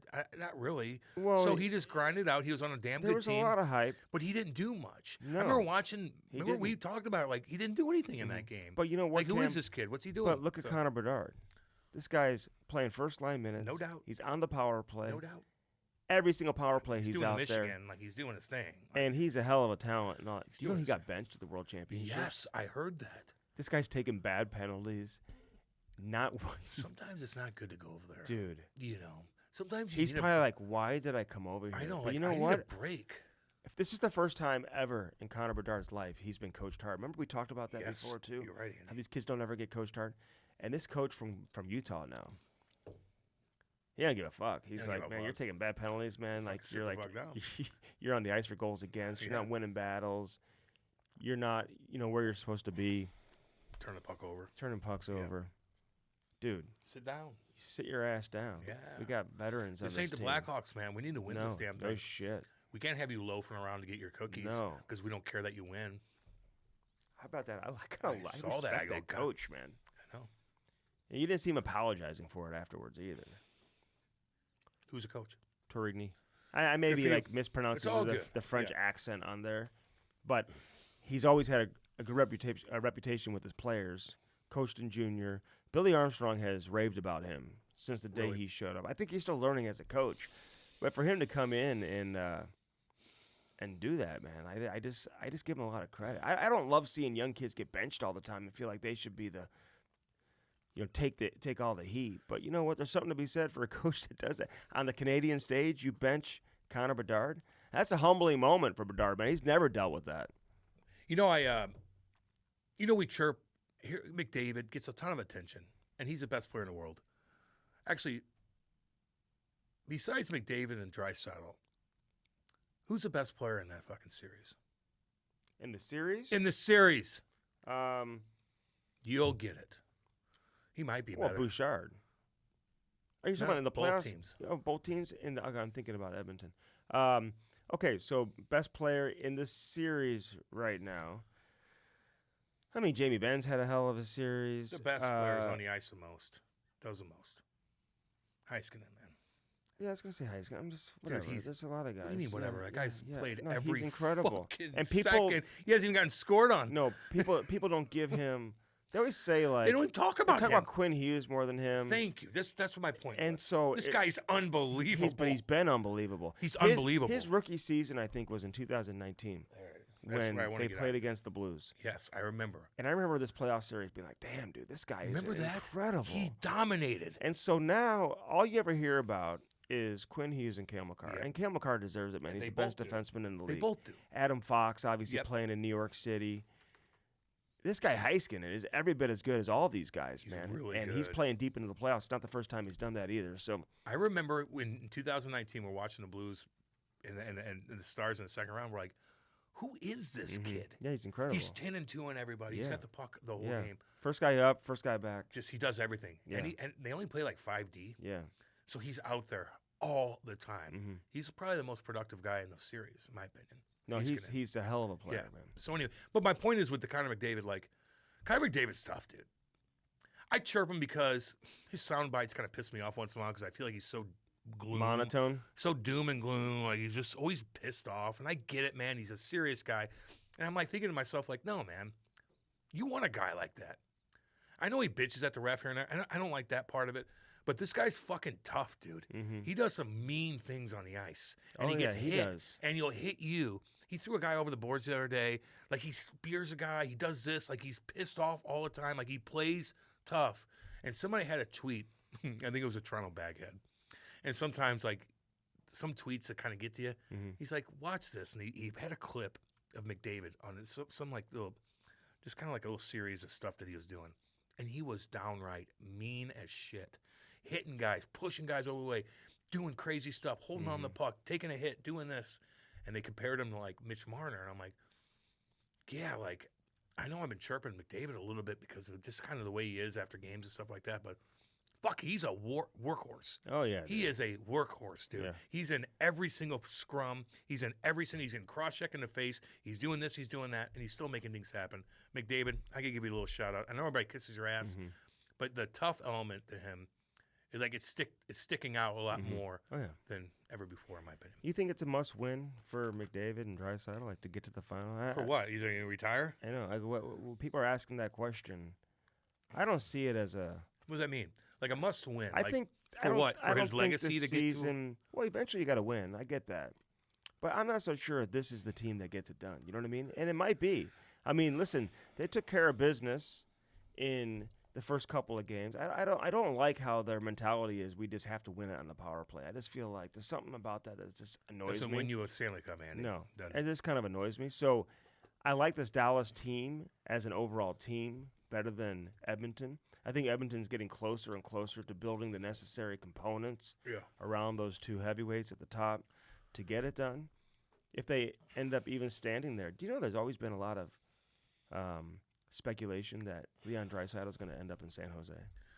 Okay. There's some people who truly believe that behind the scenes, that there is a connection that Leon Draisaitl is going to end up playing for the San Jose Sharks. He might. Like, okay, we'll see when it happens. We'll talk about when it happens. But right now, I'm throwing it out there now. Well, right now they're playing in the conference final against the Dallas Stars. Like, we'll talk about that part of it. Yeah. I'm just saying, those guys battle harder than you think. And maybe you're like, no shit, Cam. But for me, like, sometimes you got to sit back and just really watch him. Like, he's fucking in it, dude. Who? Like, McDavid. Oh, dude, I don't think you're saying anything no one knows. No, I know. But sometimes I need to, like, tell myself that, I think, a little bit, right? He's a highly competitive player. Is he, dude, he was hitting guys like he's fucking Yeah, dirty, highly dude. competitive. I like it. You know. And I like Draisaitl too, and he man. takes hits. And I like this version of Edmonton more than any other one. That's it. I feel like Me too. Skinner's going to fall apart at some point. Yeah, I feel like he's all over the place. I mean, you watch him play goal, and he's making some great saves. Yeah. This has been fun, he may end up getting a shutout tonight, for all I know, and he's battling like crazy, and I give him all the credit, but I just feel like he's just kind of – technically, he's just everywhere. Did you see I know we're all over the place, but who gives a shit? It's Memorial Day. Scotty Sheffler video. Oh, yeah. Told you. That guy overreacted. So I think what you were saying, you were asking, like, did this happen, is exactly what really happened. Yeah. But I think everyone was saying that, too. Everyone's thinking, like... No, people thought that he got dragged for 30 yards or like, 30 feet. Did he really get dragged? No, he didn't. So what's the fallout here now? And why would they put the video out there if it made him look so bad? They didn't. They didn't meet. Somebody else did. That was a camera from a telephone pole. Really? Yeah, dude. And you couldn't see because there was buses, so maybe he got dragged right before that, but I don't think so. No, because he ran up to the car. Yeah, but maybe he got dragged right before that because you didn't see it. So they say they had a press conference. The police, Louisville. They look so stupid. Yeah, we didn't even know what city. We were saying Lexington. It's all Louisville, by It's the all way. good. Yeah. Our bad on that. Yeah. Sometimes we screw that up. It's no big deal. That place, that whole city looks so stupid right now. They look so foolish. Bahala. And, like, it sucks because somebody died, man. Like, it's a big deal, and I get all that, man. It's all good. But, like, then you see the video. Another video comes out, and, like, Scotty just pulls up, and this guy overreacts, grabs on the car. Did he break his window? Goes up, goes, well, bam! Did he get glass all over him? Like, those guys all have vehicles with a mark on it, with a fucking sign that says, hey, I'm supposed to be here. I'm a PGA player. Exactly. Yeah, all those vehicles are, like, rented out for them. You know what I mean? Yeah. They're not on their own to get their vehicle. Yeah, it's like, so you, like, just look at it, like, oh, Scotty, okay, you're good. Like, you know what I mean? And I know there's chaos because somebody did die. Well, why didn't someone instruct the police to be like, hey, listen. There's guys coming in here. Players are coming in now. They did. So let's make sure we know if it's a player, let the players go through. But of course they did. You didn't know that? No, but he probably did, but he overreacted. And then they look up some of the shit on this police officer, and he did some crazy things too. Like what? Well, you don't just all of a sudden get that angry. See, that's there it is. That's the negative with certain police, and that the stigma, that carries out there with some police and whatever, is those are the police that give the rest bad names. A bad name. Of course, that's all. And that's to me, that's the exception. I don't think they're all dicks. No, of course not. But let's get people like that off the force, though. Yeah, we got to settle him down. We don't need people like that. Well, you need to expose wearing those the guys. uniform, and this puts people a little bit of danger, man. Of course We it don't does. need that. That's too much. And like, there's worse police So than they that. fire him? Don't know yet, but there's worse police than that. Like, don't get me wrong. Who's to say? You said there's other stuff he's done too. What else has he done? I told you. It's not like he didn't he fucking executed somebody or anything like that. What has like he done before? He had a guy drunk. Abuse of power. Abuse of power, where he was spinning around and this guy's in the back of the car and stuff like that. Just little things like that, which is not that big of a deal, but still, you could tell like he's got some sort of issue. But he looked foolish. Issue. Yeah. So anyway, it just makes Louisville Police Department look so dumb, and rightfully so. And everybody else in that force is probably like, "Oh fuck, man! Like, come on." And they've had their problems in the past too. And so, the whole thing is so goofy. And if I'm Scotty Sheffler, what do I do? Sue the Brent? No, I probably wouldn't. I'd probably make him look dumb somehow. Mm-hmm. But you need money. Like you want to. Well, he's been vindicated. You want to harm. I think the rest of that I think the department. video has vindicated him. Yeah, no, he's. You know what I'm saying? In his pictures. Has he commented on the video? Nah, I don't think so. Oh, Scotty? Yeah. Not yet. I don't think so. I think he's like, let's just move on with this stuff. I think he's pretty cool. So anyway, just weird, man. I doubt he wants to just move on. I bet he's going to comment at some point. Yeah, he'll comment. he You gets think he's asked gonna about it. like sue the police department? I don't know. Never know. Maybe he will. Would I?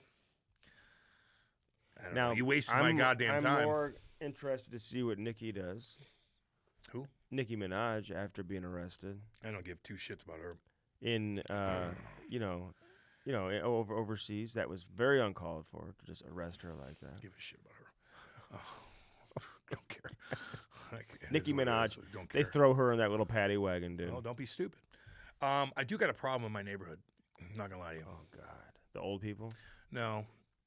So the other day, Cam thinks his neighborhood's more patriotic than everybody else. oh God, this is everywhere in my neighborhood, baby. Everybody's waving that flag. They all on the golf carts. They decorated all the golf carts when they're golfing right now with this red, white, and blue balloons and stuff like that. Yeah, we're very patriotic out there, 100%, man. And I love it. And Andy probably gets uncomfortable wearing this thing. Okay. But Why would I get uncomfortable? because am I too patriotic for you? Because America's not that come great. on. Okay. So anyway. I've never said that. Okay. Anyway, so the other day where it's at about 5 o'clock at night, watching storms rolling in, let the dogs on the deck, and all of a sudden they're staring at the side of my house.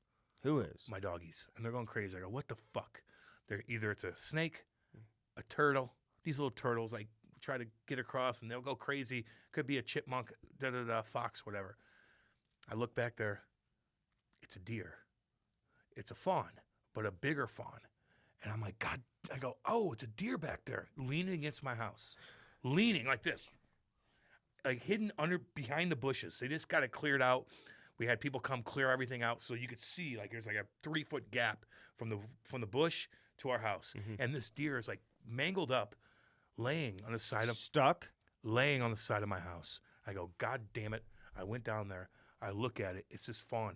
Probably like the size of my dogs, about 70 pounds. Still pretty fucking big. Those deer are big, dude. That's not like the deer we have out by my house. We have monster deer. Monster. They eat so much stuff, dude. They're gigantic out by me. I look at it. His neck is twisted all the way around. Oh my God. I go, this poor little... Did you take a video? Yeah, I got a picture of it. I'll show you. So I go, God damn it. I'm like, wait a minute. What did this? Not a coyote. Coyote's hunting packs. No, he just got tangled up. No. Tangled up with what? When he was running through it. His neck was spun around like The Exorcist. Well, who would have done that to him? What do you think? Not a coyote. Coyotes will rip you apart and they'll leave it in my backyard. Why would a coyote specifically? Coyotes can't pick a deer up like that and carry it. They hunt in packs. Oh, you think an eagle did it? No, an eagle? Wow, you are. Oh. No, you told me those. No, an eagle can't pick that thing up, dude. No. Not the eagles out by us. Maybe the ones in like fucking South America. You told me or they Nepal. can pick up kids and shit, dude. Oh, a kid's not 70 pounds. Sure they are. A child will not be 70. You're 70 pounds. You're 45 years old. Get on with yourself. This thing was 70 pounds, size of my doggies, and its neck was ripped apart. Not ripped apart, broken, meaning a mountain lion grabbed it, shook it up like blap, blap, blap, blap, blap, and then hid it over there. And we're like, what the fuck? The next day, I'm like, I'm going to have to carry this thing all the way to the woods. I'm going to have to put it in all these bags and put it in the back of my truck and throw it in a dumpster somewhere. Is it dead? Dead. Its neck was ripped apart. Not ripped like it. You could see the bite marks, but it broke its neck by shaking it. And you're like, that's not a coyote. It was a fucking mountain lion. And what mountain lions do is they take their prey and they'll hide it. And they'll wait for other scavengers to get it, and they'll kill something else just to divert the other scavengers so they don't get fucking killed. It's bait. So this mountain lion keeps fucking baiting. So the next day, I go, Kate, I get up in the morning. I'm like, I'm going to have to just take this thing when it's dark out and go across the goddamn. Why would you do it when it's dark, dude? So no one's on the course. Yeah, but that mountain lion is going to see you carrying that damn thing in a bag and come attack your ass. The mountain lion's scared of me. The mountain lion's scared of me. That's a good question. Why are they scared of you? Because they're skittish. Because I'm gonna that fawn ain't gonna do nothing to it. They doesn't know what I'm gonna do. Were you packing heat? Yes, but if I kill that mountain lion, that thing's protected, dude. So it needs to come at me first, or whatever the case, or I'm going to jail. I don't want to kill a majestic animal. I don't want to do it, but I need this thing away from my house. Is a mountain lion I got my majestic? Puppies. Yeah, hell yeah. Really? Fuck yeah, mountain lion, goddamn right. Especially in Missouri, you're damn right, and they're protected. So I'm like, okay, at 4:30 in the morning, I'm gonna put this thing in 3 bags, and I'm gonna carry it all the way, and I'm going to let it out across the river. Somehow I'm going to do this so no one could see me. I'm like, what the fuck am I supposed to do with this? Call animal rescue, dude. Like, no, let me just take care of it. That's what you do once in a while. I took my snakes out there, so I'm like, let me go. It was gone. I woke up, the fucking 70. It wasn't dead. Andy. It wasn't dead. It had flies all over it. The neck's like this. Why didn't you set up a video? I have one.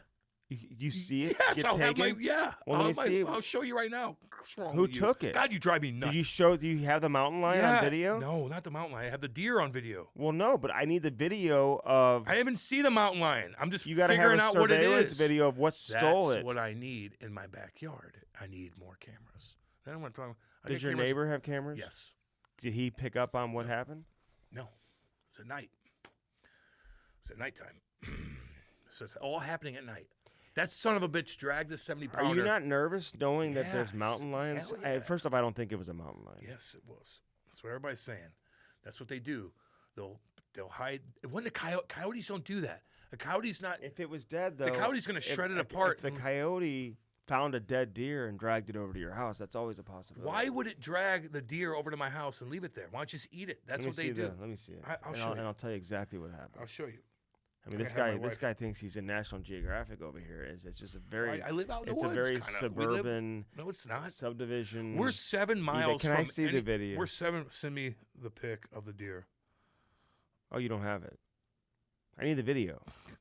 Andy, shut the fuck up. I just need to see Christ. it, so then I can get proper. You don't know shit. Evaluation you don't need to and investigation shit into this situation. Does that look alive to you? He's not mangled.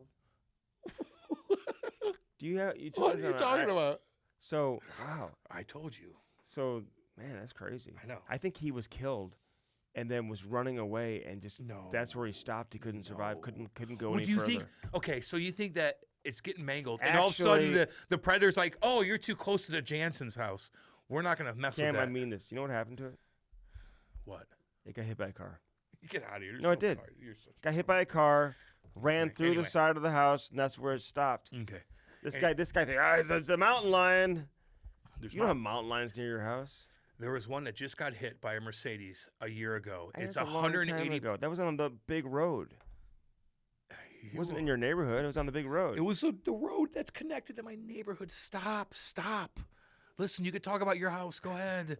Talk about the weather and how you got into a tornado. I'm dead serious on this, and it's freaking us out. And now the whole subdivision's on alert about the whole thing. They're alert. You got mountain lions coming around. They're like, we see different things all the time. Yes. And by the way, that tornado that hit us, dude, I went out in my backyard yesterday. We had nasty storms.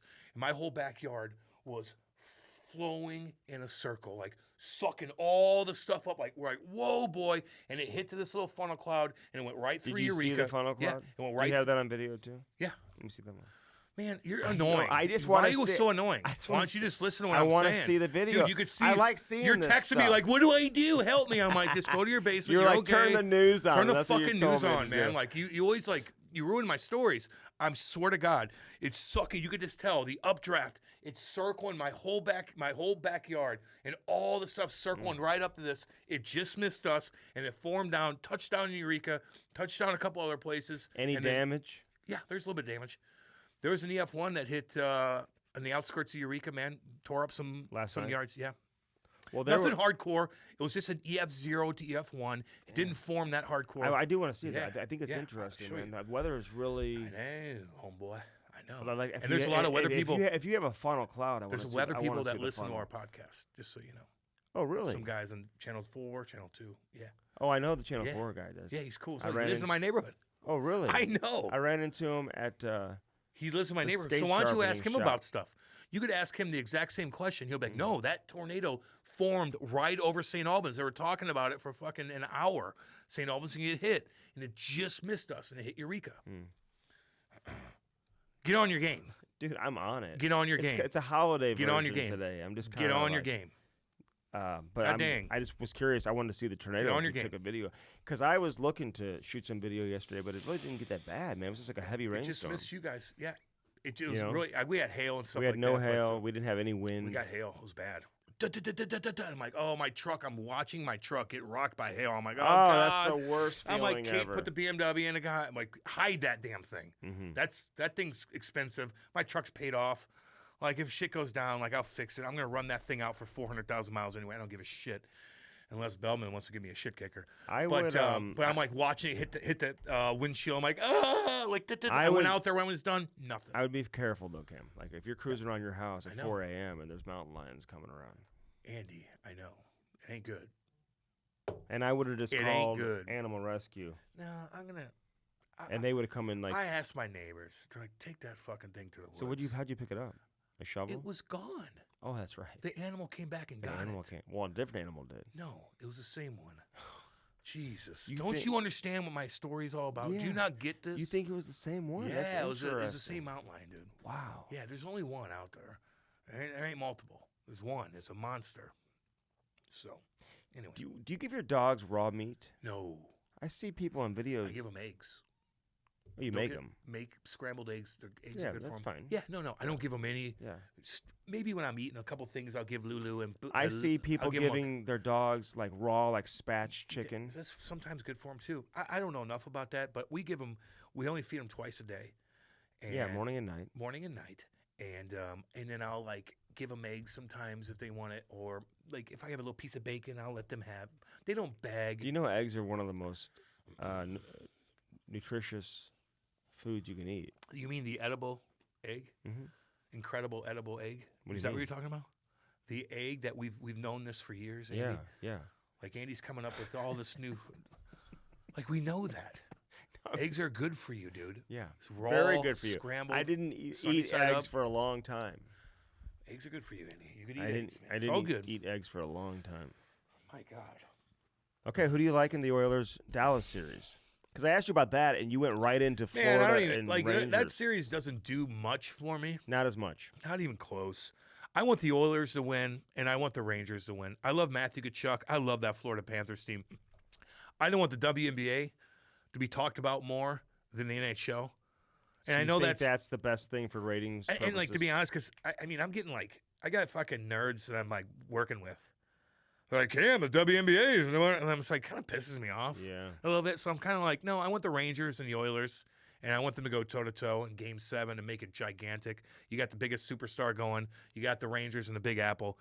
The NHL kind of needs this. So if there's articles about the WNBA being more popular than the NHL, I gotta look that up. Dude, it's like, it kind of like, and now I'm getting chirped a little bit. So like on a selfish note, I want it to be chaos, and I think the best kind of chaos to get most attention would be the Rangers and the Oilers. So, do you think getting chirped? Andy. You'd be pissed too. Oh, I need dude, you in there. I hate that. These guys when are all people fucking. Say that because they talk about the.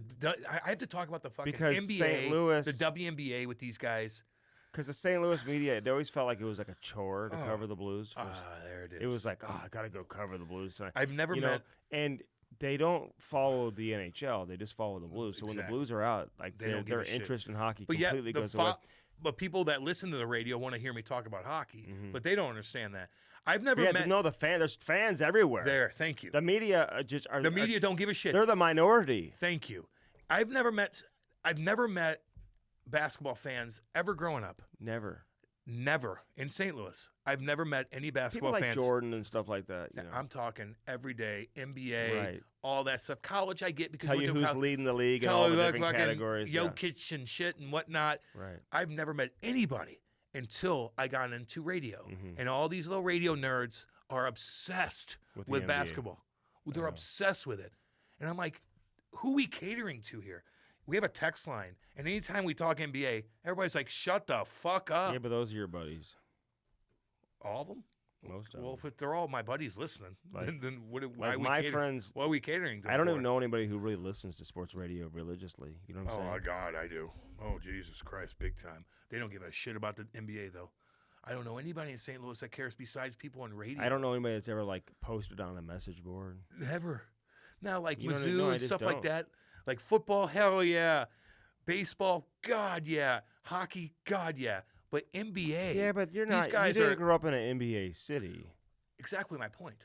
So it's like the radio guys are obsessed with it because they're just sports nerds anyway. Crazy, yeah. And so, but they want to talk about it. I'm like, dude, no one gives a fuck. And they really don't They don't. in St. Louis. Not in this in town. St. Louis. They don't. That's it. Other markets, the NBA is very popular. Gigantic. That's why you see it Not on. in St. Louis. But then, like, will more people in St. Louis watch the NBA playoffs in the NHL? Okay. I'm looking at what Do people you are think listening the on the radio. popularity, the NHL's popularity in Canada is enough to just drive the sport? No. God, no. No one cares about what anybody thinks in Canada and the U.S. No offense. They don't. You think people are allowed in Canada is going to reflect what people think in the U.S.? No. No, you have to be that's not popular. wasn't my question. What was your question? My question is, do you think the popularity of the NHL in Canada is enough to just drive the sport? No. Economically, everything else. No. Television-wise. No. It's a completely different television market. But the way the Doesn't game help is, out US. but the way the game is covered, it's covered It's covered in predominantly Canada. But you need it to be covered here. Yeah. You know what I mean? The people at ESPN probably hate it in the morning when the Rangers do something good. They're like, oh, we got to play this. Do you think that the prominent media networks in Canada truly care about the popularity of the sport in the U.S.? Well, if they want their sport Yeah, but to do you grow. really think they I think they just look at it in a bubble like I don't give a shit what they we're all think. that matters, right? Well, it's not true. You need to be popular in the U.S. for it to flourish. Who cares? No offense, Canada, man. Like, you're Canada. So you don't think Dallas, New York is enough to drive it, television-wise? New York is. Like, you just have to make sure that, You just have to have one. no, you have to have enough just people talking about it in the U.S. to support it. Like, everybody needs it. You know, like, people are talking about it in New York. That's a big deal. New York keeps winning games they have no business in winning. Yeah. And they did that against Carolina, too. So you think, like, the teams up in Canada, there's no teams in the NHL, in the U.S., they're going to support the NHL? Like, what do you mean? What do you mean? Say that again? So, like, you think all the media coverage in Canada is going to drive? No, I your don't think fuck that. I just mind? wanted to. I'm just asking. God, no, but I think dude. that's the way some people look at it. Like, doesn't matter how popular it is. God, how yeah, it popular it is does. in the U.S. Yes, it does. We got Canada driving it, and it's like, well, that's probably not enough. Canada, man. It's probably not enough. Probably. No, it's not. Of course not. That's Gary Bettman. But you got a lot of, you know what I'm saying? People who just they're just 1,000, like every second of the day, they're just completely focused on hockey, but they don't but like realize. people in but they Canada- don't realize for them to be popular in reality, and for the league to survive, you better make sure that it's thriving course. down here, right? Yeah, we've known that for years and years and years, dude. Yeah. Who doesn't know that? Who's arguing with that? But the coverage up there, they're just speaking to them. They're speaking to speaking to their their- own country. right? exactly. Yeah. Do you think anybody in the U.S. is paying attention to anything that's going on in Canada? Nobody. Including hockey. They you mean? think that Canadians live in igloos. People in the U.S. No, they don't. Now, I tell you, you're in Canada, you talk about the U.S. for sure. They all know about us. They live 100 miles from the coast, man, or from the border. Not everyone does. Oh, about 90% of them. Really? You think 90% of Canadians live You within wanna bet? 100 miles You wanna of bet? the U.S. border? You want to bet? I'm not saying I'm not debating. Yeah, it. I do. I just find that very interesting. Let's I wonder if type that it in. I wonder if that number is distorted at all. You want to bet on it? And my fact checkers will certainly be looking into this. Okay. And I won't even chirp you if you're wrong, but if you can make a statement and then double down on it, I'm just saying. I'm just saying. Hey, Andy can just I ask you one thing too? And I like Paul Maurice a lot. Okay? No. I do. Hold on. You're probably not right. Ask AI. Cam's going to his phone. 90% of Canadians live within 100 miles, 160 kilometers of the U.S. border. Kilometers. Go fuck yourself. So translate. 160 kilometers is 100 miles. Is I was it? 100% right. Is that what God, it is? you gotta get your game on. You're telling me boy. 160 kilometers is 100? Yeah. Well, that's interesting. Yeah. Do you know You how been to Canada? Do you know how to translate? Yeah, man. How do you do it? I don't know, just like Celsius and Fahrenheit. I'll never understand. 32. Like I could do it. Like if I could do the math. But I mean, listen, it's interesting because Ontario is so big, and Ontario British is Columbia, south of the U.S. border. parts of Do it. you not a big Ontario? Mhm. It's mostly south of the U.S. border. Really? You know? Minnesota is more north than fucking Ontario, baby. Mm-hmm. Yeah, Minnesota, Thunder Bay, all that right there. Thunder Bay's in Canada. Yeah, Minnesota's not. right. No, okay? I'm saying Thunder Bay is Thunder Bay's way up just there. north of Minnesota, It's though. way up there. Just dude. north of the border. So I gotta look at the map for you again. Can't Damn, look boy, at it. you are fucking. Just so you know, you know what I 90% mean? It's of all- Canadians live within 100 miles. Okay, That's so let's see where Thunder Bay is compared to Minnesota. You know what I mean? Like, I Like- don't mean like- to do this to no, you, I'm but, thinking like, of- you keep like, I might because be. every time I say something, you disagree I with me might and be. you act like I'm a no, fucking I might be moron. thinking of Dryden, Drive me Ontario. See, nuts. Dryden, Ontario is just north of Minnesota. That's where Pronger's from. Yeah, okay.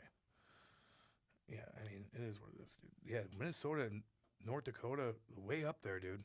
Okay. Minnesota's almost Yeah, North to Dakota's way up Winnipeg. there. I know. You're right. Look Minnesota at and that. Winnipeg. Look very how close. far up that goes. There's a little indentation up there. Yeah, see, and that's Ontario. Look how much more north Minnesota is in all Ontario and Toronto and all that. Wow. Windsor's way down there. Wow, it's amazing. I know. The more you know. How they determine the Anything else you want to know, Andy? How do they determine the territory of it all? It was back in the day, baby. Yeah. Back in the day. There's a weird place like near British Columbia Mhm. where you go south and it's Canada, but you can go north here and it's the U.S. It's really weird. What do you think of Paul Maurice? Love him. Love his quotes. Love the way he Do you is. think he's putting on too much of a show right Kind of. He's a little too much. Once you get a little too much, Like, you're like, you can't. cussing's cool. Like Yeah. I cuss more than anybody, but it's like, just I chill. love Paul too, but like you're losing now. Like let's not chill a little bit. let's not put Yeah. on a show for the media. No, it's not about you. Not about you. There it is. Not about you. You know what it's about? Fucking Matthew Tkachuk, Bobrovsky. It's about goddamn Barkov, dude. Reinhardt. People don't even mention Barkov. God, he's unbelievable. Come on. He is unbelievable. 28 years old, 6'3", 220, flies around. Tarasenko? Have you noticed him? I have not. Have you? No. I think he was responsible Sometimes for. I think he's 91. I'm like, 91's I fine. know. No, it's not him. No, that's Ekman Larson who got beat He's on pretty good, though. Lafreniere's second goal. I He know. and Kolikov looked ridiculous. They The look first terrible. goal, the backhand beauty from Lafreniere. Like him a lot. He's a captain. I want to say Tarasenko was involved in that play in the neutral zone. He just isn't doing enough. Hmm I wonder if they're going I to think he change got things bumped up. down a little bit. Yeah, they did. Well, they finally put Matthew with Barkov, I think, late in the third period. Put them together. Just put them Every together. anytime Matthew's on the ice, he does something. Hmm He does. And you know, He Sam almost scores. Sam Bennett's not 100%. He's still moving around. Still is, but He's he can't still take moving. can't take face-offs and stuff like that. Which It's probably his wrist or something. Dude. Who knows? which goal was it? Was it the? Trying to think which goal it was Yoink. where he couldn't take the face-off. Yeah. And it ended up being where the center. Oh, it was the overtime winner for Wenberg. Yeah.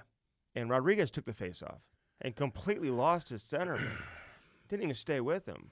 Wenberg could have camped out there, Yeah. roasted some marshmallows, and hung out there all day long, dude. It's his first goal of the playoffs. It's a timely goal, they call that. I know.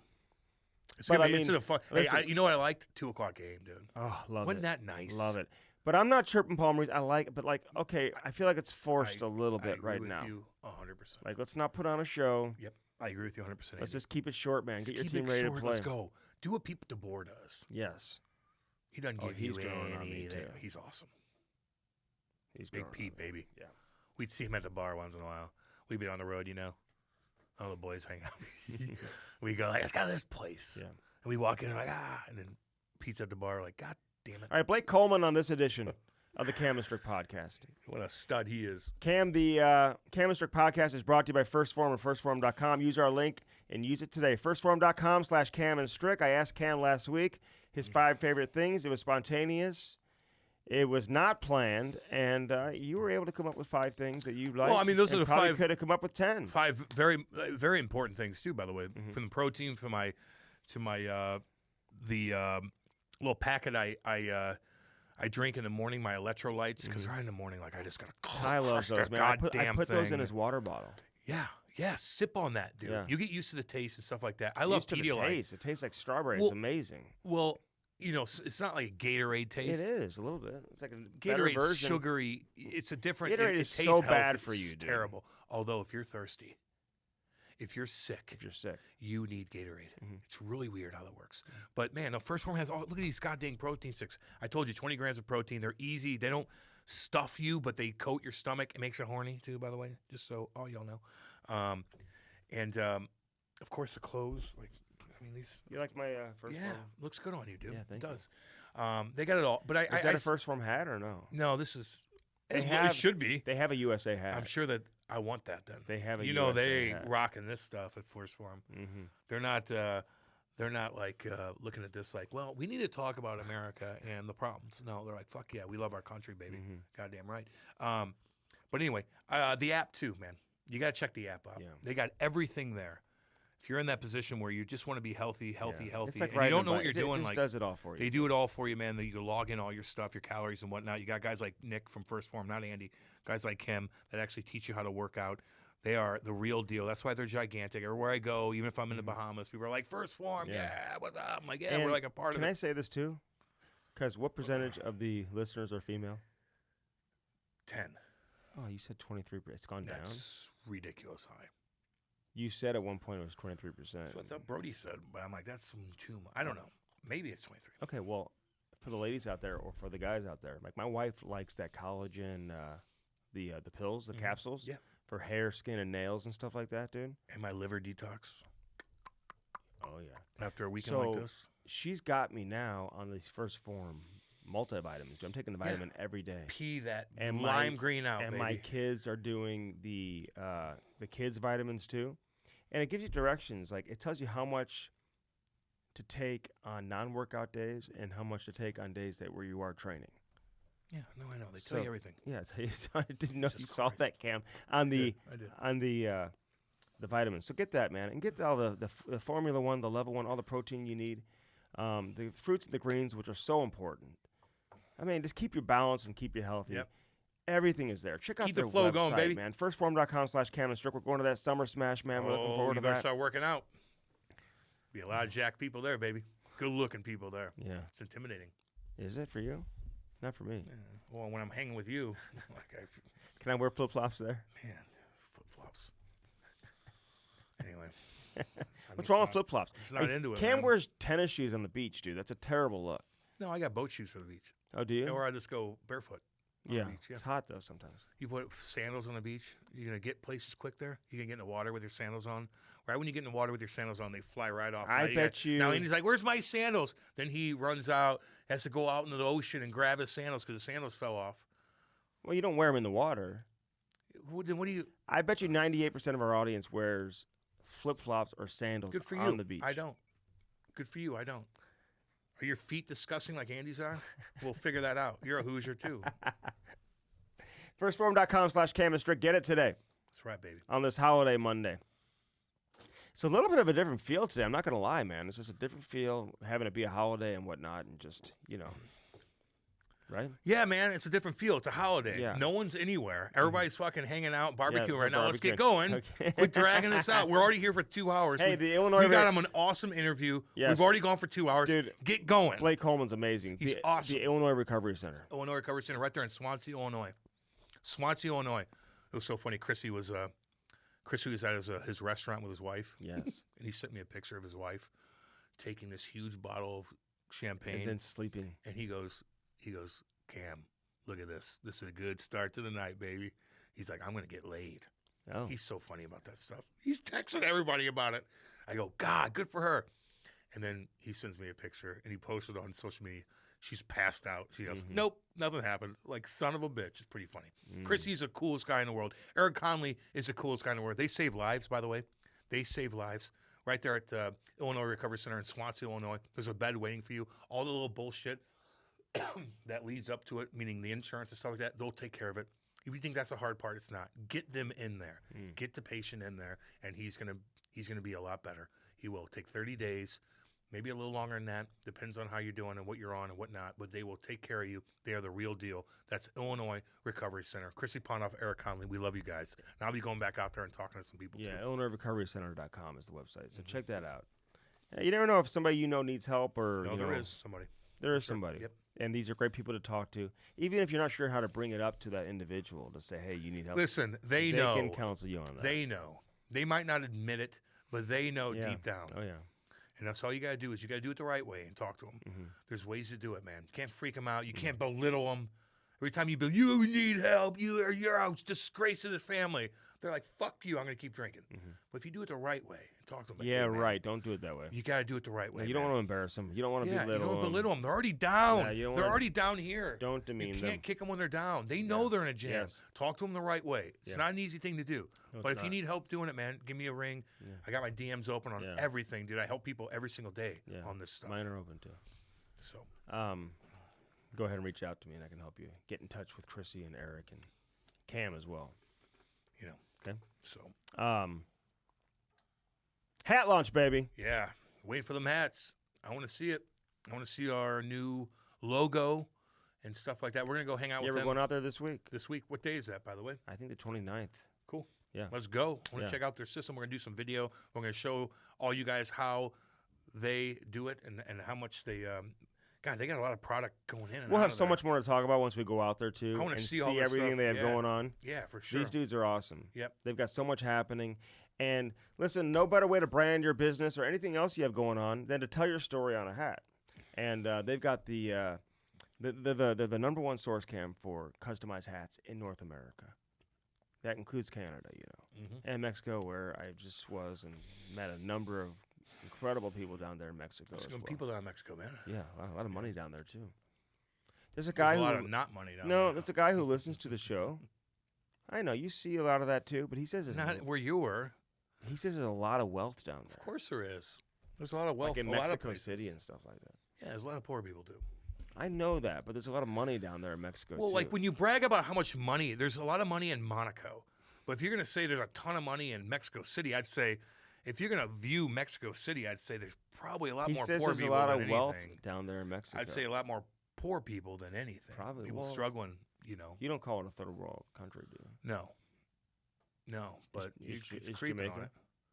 Yeah. Hell yeah. I would say, yeah. What Fucking else? right. Oh, God. With the places. How about those missionaries who just got Like they go down to fucking Haiti. Haiti's a third they world got country. executed? Venezuela's a third world country. They got executed. Honduras, Hey, what third happened world to them? country. They got executed. Yeah, too? those surfers. I brought that up three weeks ago, Andy. I think you were thinking of something else. No, these are the missionaries I'm talking about. Yeah, that's why. You know, I do a lot of charity. I've done so much charity over the years, but like I got guys that like Go former over baseball there. players and Yeah. stuff like that that reach out to me like, Cam, come down to Haiti with me and let's build houses. I go, fuck no. Really, you wouldn't go there and do that? Hell no. I think a David, missionary David trip down there. Backus did it, dude. Yeah, I know. He's a better person than I am. Kyle McClellan asked me to go to Mexico and build houses for kids and shit. And I'm like, David Backus did I would it, love to do that, but I'm not as good a did person it, as you. did it with Kyle, and I believe they funded like hearing aids to kids who couldn't hear and stuff like Yeah, and the that. government probably took all their shit. And they got a guy down in goddamn Haiti right now. Just savage gang member, man, that's taking over fucking Haiti, Oh, dude. yeah. Port-au-Prince. David He's, like, Backus nasty. is one. They are one of the. I'm not going down there he with my and, wife. He and Kelly, very, very good people. Big time. dude. They take care of animals too, which I love. I know, Remember, yeah. Bax always wants to give me that one-eyed cat, and I go, I like cats with two eyes. Mm. I'm just not as good as a person. A as friend of those mine guys. has a cat with 3 legs too. Like you can, I've had one with and 7. a paw with I like know. 8 fingers or Yeah. something. 9. Yeah, claws. 9 claws. Yeah. What creates that? I wonder. Just what? It's Why are you short? Why is somebody else with something? There's a girl out there with 2 heads that's married to somebody.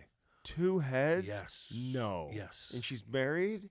Never seen that. Well, look up stuff. Is that on a show you're watching? No. It's just a fucking thing. You've seen a woman with 2 heads? Yep. It's a little girl, 2 heads. She's married now. Do they both talk and everything? Yep. 2 brains and everything? One body. That's amazing. I know. I would Would never. you? I'm just. Oh, God. I'm just asking. Well, somebody is. I'd be like, all right. Damn, man. If I was in juniors, That's quite crazy. that was fucking. Are they comfortable and everything? Doesn't look like it. Like, what if one person... Do they both eat? No. Of course they do. Are you feeding 2 hearts, 1 heart? Don't know. It's a good question. Wow. 2 heads. If you know, you know. You know. Like, if one person doesn't want to go there and the other person does... Who? What I gotta brain I got to double sins? check that. How do you walk at the same time? Hey. Should we run now? Should I punch you this way? Like, You need 2 hats from Hat Launch, dude. that's right. Look You that had up. to buy You don't believe me? 2 I'll look it up. Because you're like 0 for 50 on me today. Well, no, you've been good today, man. been good today. Normally, Just name me a my time. people in Saskatchewan, They don't normally they tell you send me so anything. many things of where you're wrong They every chirp me week. for asking people about boats, and I'm like, fuck yourself. No, that's another guy. Fucking nerd. Says Of you're... course I'm going to ask them about a boat, man. I'm obsessed with boats and water, and when they live on the water, I'm going to ask them about a boat. Nerd buddies. He'll have some comments. Andy, they want me to ask them about squash or their portfolio or something. They all talk about their Squash? portfolio at the Creve Coeur Racket Club, brag about their money. Then they fucking look at their receipt at Starbucks for 25 minutes because they paid $8, and they're like, I can't believe this. I'm going to keep this receipt. Cheap asses. Hat Launch, though, man. Yep. America's #1 source for customized hats. Get it today. Fantasy football teams, sports teams, Yeah, school golf events, teams, golf, whatever it is. Baseball, all that Get stuff. a hat, but have your own hat made, man. Send them the logo, send them the design. Great quality, too. Damn good quality. Amazing quality. We're heading out there. Say hi to Danny. Danny, what's up, baby? And How you Jordan, doing? everybody. Jordan, you guys are awesome, man. You are. Yeah. People and always say ask- we're looking forward to seeing you this week. Yeah, I just said that. Oh, okay. Why do you have to like tell me I'm to making tell them sure like that- we're yeah, live? Yeah. You know, you guys are awesome, by the Yeah. way. We love you. Hatlaunch.com. Check it out. Cam at Bellman, you get what? Swinging dicks. None of that bullshit. Nope, nope, nope, nope, nope, nope, nope. What do you get? The best You get customer service. is what Really you good get. customer service. Like, not weirdos. Everyone gets They- approved. Yeah, everybody gets approved. Like, they got everything for you. What do you want, a Buick? What do you want, a big old GMC Denali? That's on one side of the street. You want that GMC Denali? Oh, That shit-kicking God. 25 hundo? Dude, Those things those are beautiful. pickup trucks. And I think they're hybrids, too. What do you think of women driving pickups? My wife doesn't. I don't. You know, unless you're using it for something. Mm. Most women don't drive I pickups. see some women driving It's pickups. probably their right now. husbands picking up something at Lowe's. You know what I mean? Usually Mhm. women don't have that. I mean, let's be honest here, Andy. Good God, Andy's got to throw everything up. Like, I know women that are driving trucks. Yeah, not many. I'm seeing the majority I'm don't. seeing a good amount. I know, like, there's some recently, here and 'cause there, They're but very luxurious nowadays. Trucks are They're awesome. luxury. Absolutely, man. Absolutely. So Bellman has that on one side of the street. On the other side, they've got Chrysler, Dodge, Jeep, Ram, Cam. Yeah, they got a lot of options, man. So they got something for everybody, all seasons. Everyone gets improved. Say hi to Danny boy. Approved. Hey, Danny, what up? What'd I say? Improved? I don't know. Approved. You're off your game today. You need Am I? It's one What's of those going on with days. you? It's a you holiday gotta get today. your game on. I know. Get on your game. Yeah. I Danny, know. what's up? Say hi to Danny boy. Danny, what's up? Kenny, get back to fucking work, Kenny. Goddamn, boy. And Dale. Dale, tell Kenny to get back to fucking work. Hey, guys. Happy Memorial Day. We love all y'all, man. Yeah. Love you guys. Troy, Missouri. Troy. Get to Troy. Because you have no what? Swinging dicks, Yeah. man. None of that Okay, bullshit. listen. We got Blake Coleman on here, man. Awesome dude. What a story from Texas to the NHL. Texas. And we love talking Nothing to this but, dude, man. yeah. No, he's totally cool, man. Great guy. 30 goals scored this Great past hair. year with Calgary. Say what's up to Calgary, dude. We don't talk to Calgary Yeah, enough. Calgary, what's man. up? What's You got work to Calgary? do. They got the stamp. Oh, God. Oh, the team, you mean? Yeah. Yeah. But they You got got the work to do. Stampede, and it's a beautiful There's a city lot of and stuff like construction that. going on in Calgary last Yeah. time I was there. Yeah, okay. Which is good. It means there's cranes Well, going let's on. talk some Calgary. s- Let's get into yeah. it. Blake Coleman, Love you baby. guys. Happy Memorial Day. The Cam and Strick podcast is brought to you by First Form, baby. Use our link and do it today. www.firstform.com/Cam and Strick. Get jacked now. They are the real deal. Get that protein, check out the apparel, eat those bars, and drink those energy drinks. Firstforum.com/Cam and Strick. Yeah. Now on to the interview. You are the media guy of the year in Calgary. You got the award, buddy. You got to live up to that. You can't be saying no when you're the media guy of the year in Calgary. You pay people enough, they'll give you whatever you want. Is that what it is? Scoring 30 goals. Are you in that beautiful house that I was watching on YouTube? Yeah, we were creeping you out a little bit. It was like a Cribs episode. You let everybody come on in. You know, the family's over, everybody's hanging out. Are you there now, or are you up in Calgary? Yeah, no, we're back in Dallas. We're at that house. We try to get down here as quick as we can when the season's over, just because it's usually still snowing up there. So we try to get a little warmth back in our life. Were you like an outdoorsy kid in Texas, growing up in Texas, like catching rattlesnake, doing that kind of stuff, bull riding a little bit? No, I'm not like the Texans you think of, or the ones you see in the old Western films. I was an indoor. That's why I played hockey. I wanted to get out of the heat and stay inside, and not the typical kid that you'd see, I guess, coming out of Texas. Blake, listen, we had Marty Turco on, and Cam thinks everyone in Texas is a cowboy with spurs on their cowboy boots. I mean, he has no idea what goes on down there. I'm from Eureka, Missouri, dude. I'm from Eureka, Missouri. So I'm just saying, like, half my friends are that way, half of them aren't. So I was just wondering if you're in that. But your dad played football and all that stuff. Athletic family. Rusty. Hell of a name, by the way. That's an old school name right there. Rusty. That's a good Southern name.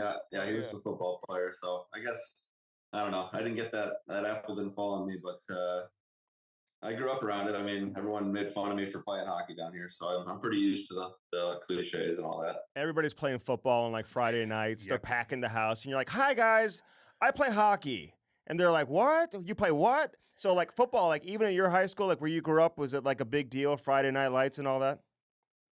Yeah, no, it's huge. It's I grew up in a town called Plano, and they split us into like 3 different high schools, and each class had like 2,000 kids. So every Friday night with the football stadium was, 50,000 people packed. Looked like a college, game for most places, but it's definitely religion down here. But like I said, I never really crossed that bridge. I never really got into it. But from like 6th grade, I guess, middle school, I had coaches coming up to me every year and being like, "Stop wasting your time with this hockey stuff, man. Come on, like you're pretty physically, gifted kid. Like come play for us. Come play football. Maybe have a career." And I just never got into it. Happened to me too, man. Same thing. I had a fight with the football coaches. No, I'm playing ice hockey. They're like, "What does that mean?" Now I get it, dude. I get it. I do. So like, what got you into it? We got into it watching Holly in the 90s with that mullet and all that stuff, Chaser, Twister, and whatnot. So, like, how'd you get into it? How'd you connect? His grandma. Yeah, kind of the same thing. Well, yeah. Him my grandma, my mom's side came down from New York. So she got season tickets when the Stars came down. What was it, 92? They came down from Minnesota. And she got season tickets because they were the cheapest thing in town. And nobody wanted to go see hockey games, so she grabbed me and took me as a baby, and I loved it. Well, I guess right away. They talked about how I wanted to go to every game and wouldn't stop watching. As a 2-year-old, I wouldn't look away, and I got a pair of rollerblades, and that's kind of how everyone learns down here. They used to, at least. I guess there's a lot more access to rinks now, but started rollerblading from like the age of 3 and skating at 4 or 5, and that was it, man. I loved it. Stars were a good team too, which helped. They had a lot of success and went to, a couple cups in the late 90s. So it was fun to be a part of watching it. Oh yeah. We've had so many players on from that team who won a cup there and from that era, man. All great guys, and we joke around about it, but listen, I understand the hockey landscape in Texas, man, down there in Dallas. They got a thriving youth hockey scene. They got rinks everywhere. I've been down there coaching a bunch of times, and I'm surprised, to be honest with you, more and more kids aren't making it to the NHL. But I think it's only a matter of time before we see more Texas kids in the league because, the youth hockey down there, man, it's big time now. Yeah, it's growing a lot. I mean, there's a handful of us. We got Stefan Nason in Carolina and Seth Jones, and although Seth, I kind of consider him a half a Texan. He's been at Colorado. Yeah. Yeah, but There's a couple of us. I think Tyler Myers somehow is from Texas. I don't know. There's some names that are thrown out there. He but, represents Canada yeah, in he international play. We can't count him now. yeah. So there's a lot of asterisks. Brian Leach, whatever. But it's grown a lot, and I didn't really even notice it until I go home now for the summers, and we skate with a group of guys, and a handful of guys will stick around, like Jamie Ben and his brother Jordy, and Kevin Canott. A few guys will stick around that we skate with, and so we got to pull in some younger guys sometimes to fill the ice and get some bodies. And some of these kids are way better than I am. So, they're all local kids that have either crested into the NCAA level or starting their pro careers or whatever it is. And just the level of skill coming out here is pretty impressive for what I used to grow up playing against when I was a kid. So it's cool to see it. What alumni are like permanently there? I'm sure a bunch of them that played in those '99 Dallas teams are probably living down there. Well, their setup here is pretty. I don't know if you've seen their setup. They built like a full locker room setup for them out at Farmers Branch. Like it's nicer than our Saddle Dome setup in Calgary right now. We'll get into that. That doesn't take our AAA setup is maybe nicer than your Saddle Dome setup. We'll get into that. They do what they can with what they got, but I know. It's cool, man. Like they definitely seems like they've made it kind of a family feel for the guys that played here, and it's a good city. You can see why guys would want to come back and live here after their careers. And they got the weight room, the locker room, they got ice out there. They're full setup. So we've got to know a few of the guys, just from being around the rink a lot. But it was obviously a lot of guys that I looked up to when I was coming up as a young kid. So it's cool to get to know them and know their stories and be around them. But they definitely treat them pretty well. Dallas is an interesting city because there's so much money there. There's so many you got the Cowboys and all that. Are the athletes mingling with one another? Do you run into Cowboy players? Do you get to know some of those guys? You got Mark Cuban and all these guys, floating around. Jerry Jones. A lot going on. I mean, a lot going on. Even Tom Dundon's from Texas, the owner of Carolina. And I'm curious, when you were leaving Tampa, I thought it was a foregone conclusion. I think everyone assumed you were just going to sign with the Dallas Stars because you were building the house and you're from there.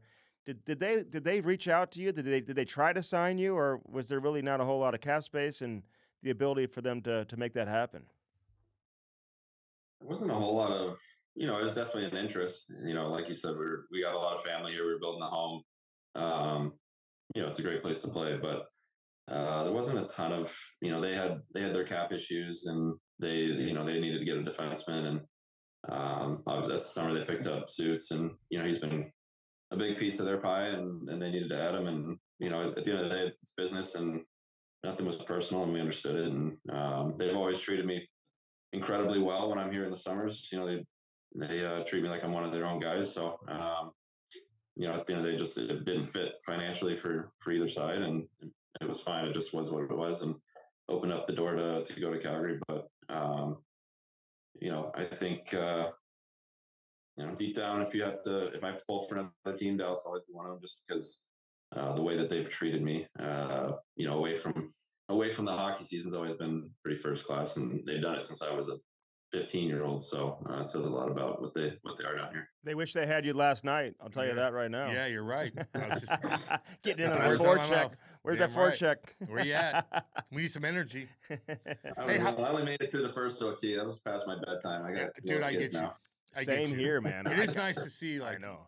It is nice to see some the times a little bit early. I know a lot of people are bitching about not seeing Connor McDavid on the East Coast and the Midwest. But hey, man, how was it with the Devils and Lou? How was your relationship with Lou Lamoriello? Lou, so we only crossed, he drafted me. Lou was the guy that drafted me, and I went to 15 development camps. I think I set the record there in Jersey. Me and little Steven Gianta, we were yeah. I think we hit maybe 7 each or something. Oh, but God.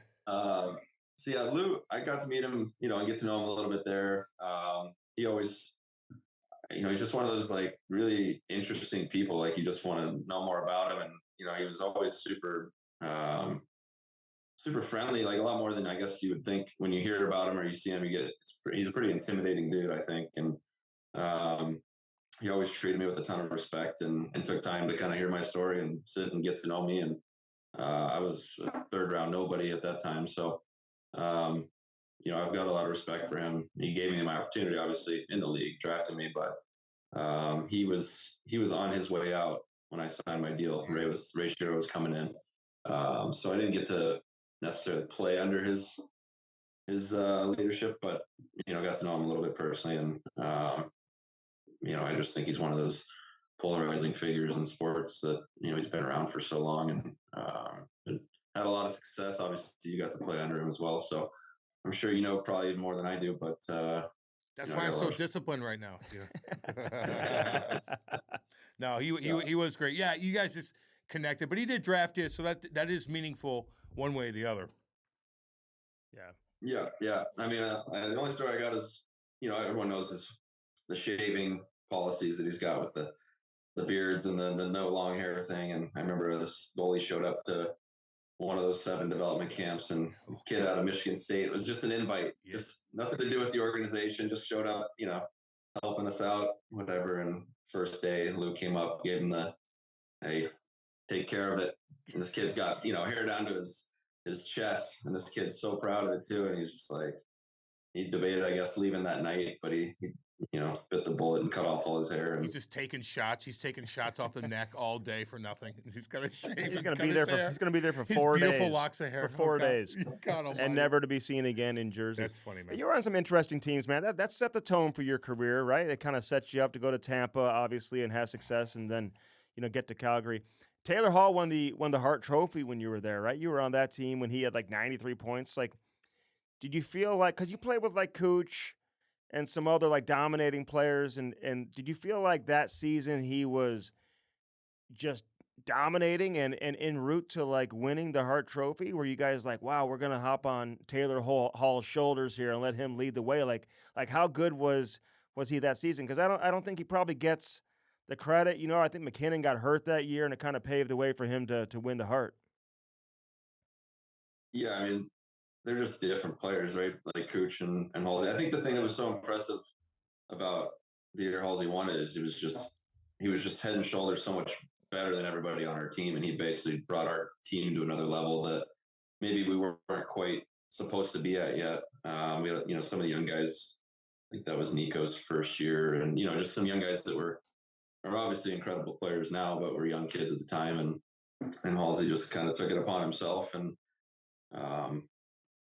had that kind of incredible year that allowed us to even push to make the playoffs that season. And I think it was Keith Kincaid came in, played down the stretch really well for us, and between the two of them, it just felt like they were going to find a will to will us into the playoffs. And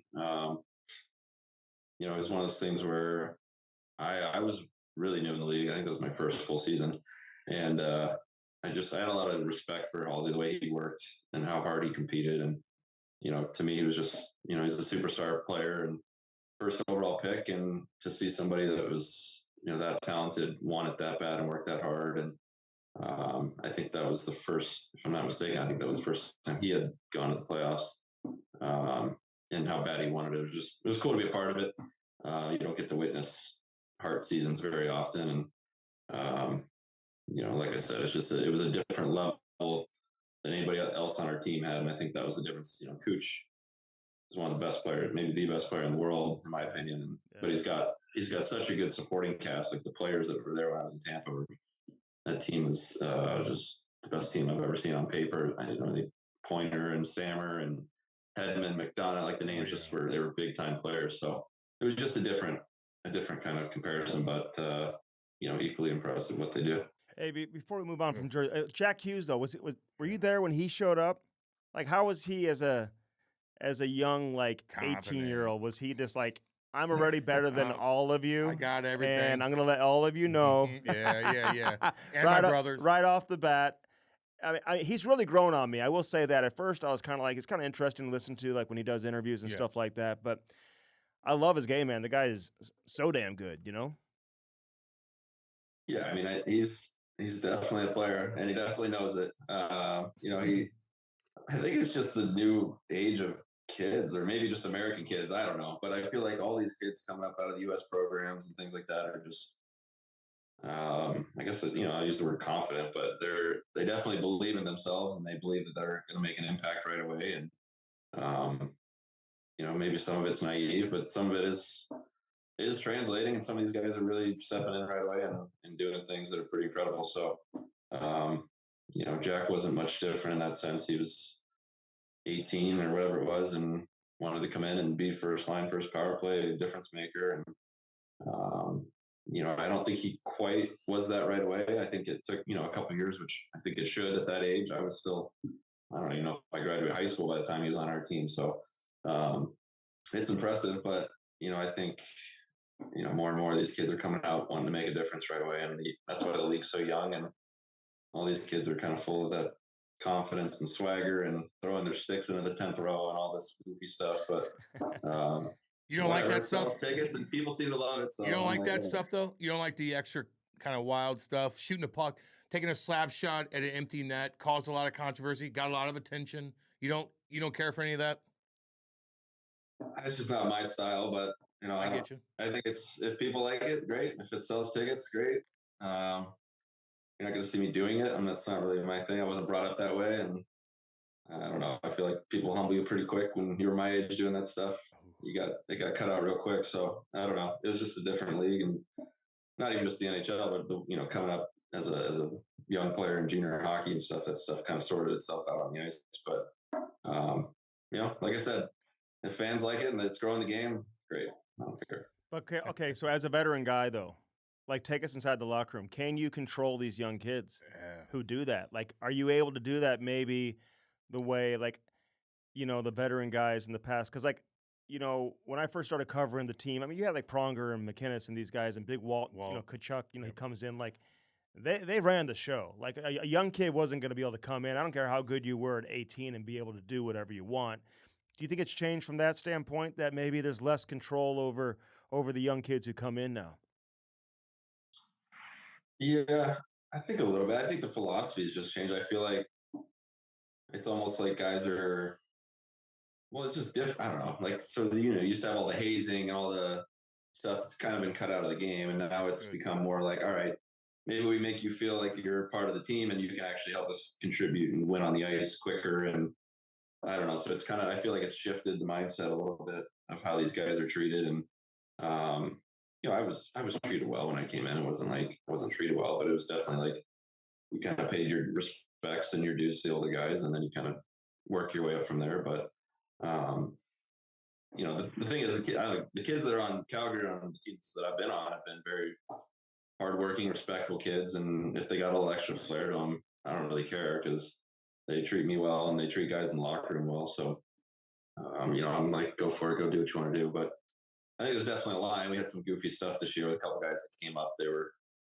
christening the creases with water bottles after wins. And, all these. So, we still let them know. We put it up on the big screen in the locker room and bust their balls a little bit. But, that's the whole part of hockey that's fun, and that's what teammates are all about. So it just kind of is what it is. I feel like every 10 years, man, like even like when I first came in, it was more of an old school style. Like, the guys had to earn it. They weren't very cocky because the older guys would just totally sell you down. So everything's changed, man. And you have to adapt too. They had to settle you down, dude. They had to settle me down. It was very embarrassing. I cried a couple times. I know. Well, I've heard a lot of Cam Jansen stories. I didn't get to play with you, but I heard a lot of stories. I went to Albany pretty shortly after you were there. And, oh yeah. I had some pretty good stories about some rookies coming in when you were there. And you, I was nice to them. Setting that tone early. Yeah, you know how it is. Hey, listen, when you're in Calgary and Johnny Hockey and Tkachuk leave in the same offseason, what are all the guys like, oh my God, like, did you see this coming? Did you know that both of them were on their way out? And how did that impact, like, the dressing room to lose both of those guys in the same offseason and then regroup, Yeah, I mean, it was tough for me. I just signed a 6-year deal. So I wasn't expecting, guys to jump in advantage, especially with how good we were that first year. Yeah.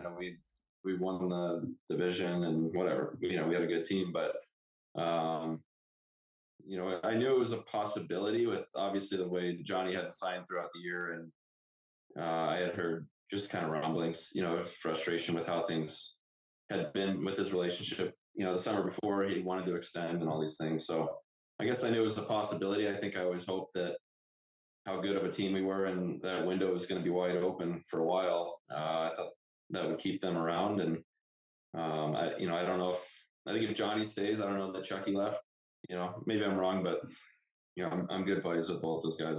I have a ton of respect and love for those guys. I wish they were still my teammates, but, at the end of the day, I also get that you got to do what's best for you and your family. And that's what they did. And, Chucky's on his way to potentially another Stanley Cup final right now. And he's been, really one of the faces of the league for the last 2 years. So it's definitely, can't say it hasn't worked out, but I definitely think it was a gut punch losing those guys. And, but at the same time, I remember being equally excited. We signed, Hubie or made the trade for Hubie and Weeks and signed Naz all within a month or so after. So, there's still a lot of good players that are bringing in. We just haven't been able to deliver what we expect to on the ice in the last couple of years. And, it's been disappointing, but I don't think that the job wasn't done to bring in the right guys and the pieces to keep us afloat. We just haven't held up our end of the bargain. How's that Kadri? Because he's controversial. He's hit guys and stuff like that, and I completely get that. How is he in the locker room? Is he hang with the guys? Go out with you on the road and stuff like that? Yeah, that's a good dude. He's a funny guy. Like we sat next to each other a lot this year, and he's one of those guys that he's vocal. Like he's funny. He's a guy you want to go to dinner with, hang out with. He's one of those guys that kind of stirs up the room, chirps a lot. But I enjoy that. It's good to have some vocal guys in the room that can kind of bring some energy and make it fun. And he's one of those guys for us. So, his game speaks for itself. Obviously, had a hell of a year for us this year. And he's 33 now. So putting together years like this. Yeah. He's got that edge that everybody wants on their team. And, it always sucked playing against him. So I enjoy getting to be alongside him. Huberdeau, man, he's harder to figure out because he was so damn good his year before he got traded, and people expect you to maintain that level.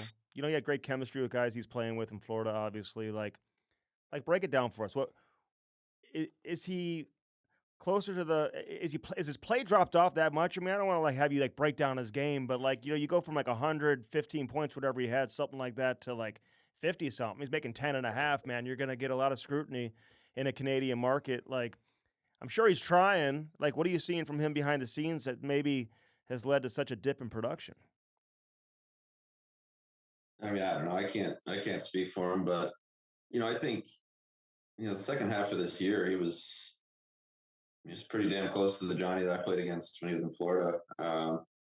It kind of went under the radar because the first half maybe wasn't up to his typical standard, but he seems to really be finding his game, and he got really, really good down the stretch, was making a ton of those just kind of wow plays that you're used to seeing out of him. And, I think the transition's hard. He was in Florida for forever, and he goes from sitting on the beach every day and hanging out in the sunshine to -30 in Calgary, and his Maserati and Ferrari to a pickup truck, and it's a lifestyle shock. It's an adjustment. Yeah. I went from Tampa to there, and it's a completely different world, and you got to deal with playing in altitude every game at home. You got to deal with just little things, and I think that takes anybody that's going to take time. I felt terrible every home game for the first year and a half I played there. I had to figure out how to play in the altitude, and really just that bad. Yeah, just always felt like crap. Yeah, at home, and then I finally kind of figured out what worked for me. Just little things like I would I would drink too much coffee. I'd start cramping because the altitude or whatever, stuff like that. I had to kind of figure out what routine worked for me best for home games. In Tampa, it was different. The humidity, just things are a lot different. The way your gear feels on your body. And so I don't know. I can speak for myself. I know that I had to go through an adjustment. I think it wouldn't shock me at all if he got back to the 100-point plateau. But I think the issue is people's putting that expectation on him. And I think, if you look at it, the course of his career, I don't know how many times he hit 100 points, but it wasn't every single season. Right, and I think everyone's expecting oh, he needs to hit 115 points to be the Johnny that we know. But I think, if he's a 80, 70 to 100 point player, somewhere in that range, and producing and playing big minutes for us, as long as he's competing, which he has been, I think ultimately that's all you can ask for out of the guy. Yeah, a lot of times people look at the salary and stuff like that. But is that why you started drinking the pickle juice? Yeah. And did that help you stay hydrated and help you Yeah. deal with the altitude? Like, how'd you start doing that? Well, I started in Texas just with the heat down here, but yeah, I've dealt with leg cramps my whole life. It's just in college, I got to the point where I thought I was going to retire from hockey because I couldn't get through games without just like seizing up in my legs. And part of that I figured out was just the amount of caffeine I was pumping into my body before games. But I didn't want to lose that edge. What's that? How much? How much do you drink for a game? Back in college, we used to have these little caffeine pills. I don't know, they were like 300 milligrams. They just light you up. Dehydrate. You're spitting out dust. Yeah, man. I was Gretzky for a period and a half, and then I was just sitting on the bench heaving in the third periods. But it was just one of those things. I had to find something that would work, and it's not necessarily that I love the taste of pickle juice or anything. Just somebody brought it to my attention because it's pretty big in football down here. And really hot days, guys they have it on the bench in football practices, and so I tried it out. It was the thing that worked for me, and then I had no intention of it blowing up. But there's that whole viral video of Gibby skating a full jar of Whole Foods pickles over to the penalty box, and I drank it. Crowd got a photo of it, and that was the end of it. So is that all? That's all it is? Is just a jar of pickles? You're just drinking the juice out of there? Like you're not making like a concoction like out of like pickle juice or something else? No, just straight pickle juice. Yeah, I ended up making my own because I wanted them in sport bottles. So before pre-COVID, we made our own little batch of them. We partnered with it was actually nuts, man. There were like 40 pickle companies that reached out to me after that thing blew up and wanted to like make my own pickle or make my own juice. And so we ended up partnering with one of the companies, and they did the production of the juice, and my sister designed it, and we made some bottles. But it was more just I wanted some ready to drink stuff instead of having to go to Whole Foods and buy a jar on the road every game. They better be paying you for that, no Blake. Shit. And if they want to sponsor us too, we'll get involved. Come on, let's pump go. that. We'll pump drink those the shit pickles. out of that. I'll drink that. Hey, how was the bubble, by the way? And we've asked other guys on that. Maybe we had so many different guys Patty on. Maroon come on too. We have, how was that? I mean, it had to have been miserable, completely different than what you used to. We understand that we get all the risk and whatnot, but like explain the experience in the bubble, going all the way and doing your thing. It's tough. I was just newly a dad. I had a 6-month-old at the time, and it was tough to leave my daughter, but it was. We all wanted to be playing hockey at that point. It had been a few months of just sitting at home and being cooped up, and so I wasn't. I was excited about the opportunity to just get out and go play again and be around the guys, and because it was either kind of mentally suffer there or mentally suffer at home. So it was good to get out there, and the Toronto setup was great. Like we got there, kind of felt like it was like a boys' camp. We all got in, and they had a good setup. Like you go play soccer and football at the field. They had pickleball courts. They had golf simulators. They had a rooftop bar where the boys could go at night. Like it was actually kind of like a little vacation for a couple of weeks. But then after a couple of weeks, you're sitting in that same room, staring out the same window, and you're like, all right, getting kind of old, and you're ready to get out. But we kept winning, and it was one of those things where teams would lose, and guys would kind of be like, well, it's kind of nice. We're getting out of here. And but once you got to the next round, you're like, all right, just refocus. And then we got sent to Edmonton, which felt like getting sent to like prison camp. Oh yeah, dude.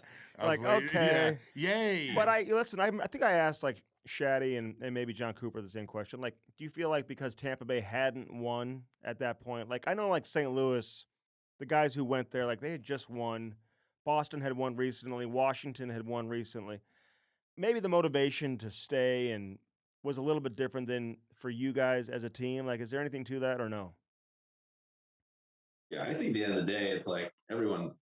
Once you're on the ice, you want to win. Everyone's a competitor now. Like I think when you're off the ice, maybe you're like it weighs on you a little more. But I think when you're playing the games, it's another game. You want to kick the other guy's ass, and just is what it is. And that Tampa group had been so close before, and had been the best team in the league, for a couple of years by that point. So I was still pretty new to the group. I'd only played 9 games when we ended up going to the bubble. So for me, I was just happy to be part of a new team and be in a position to compete in the playoffs again.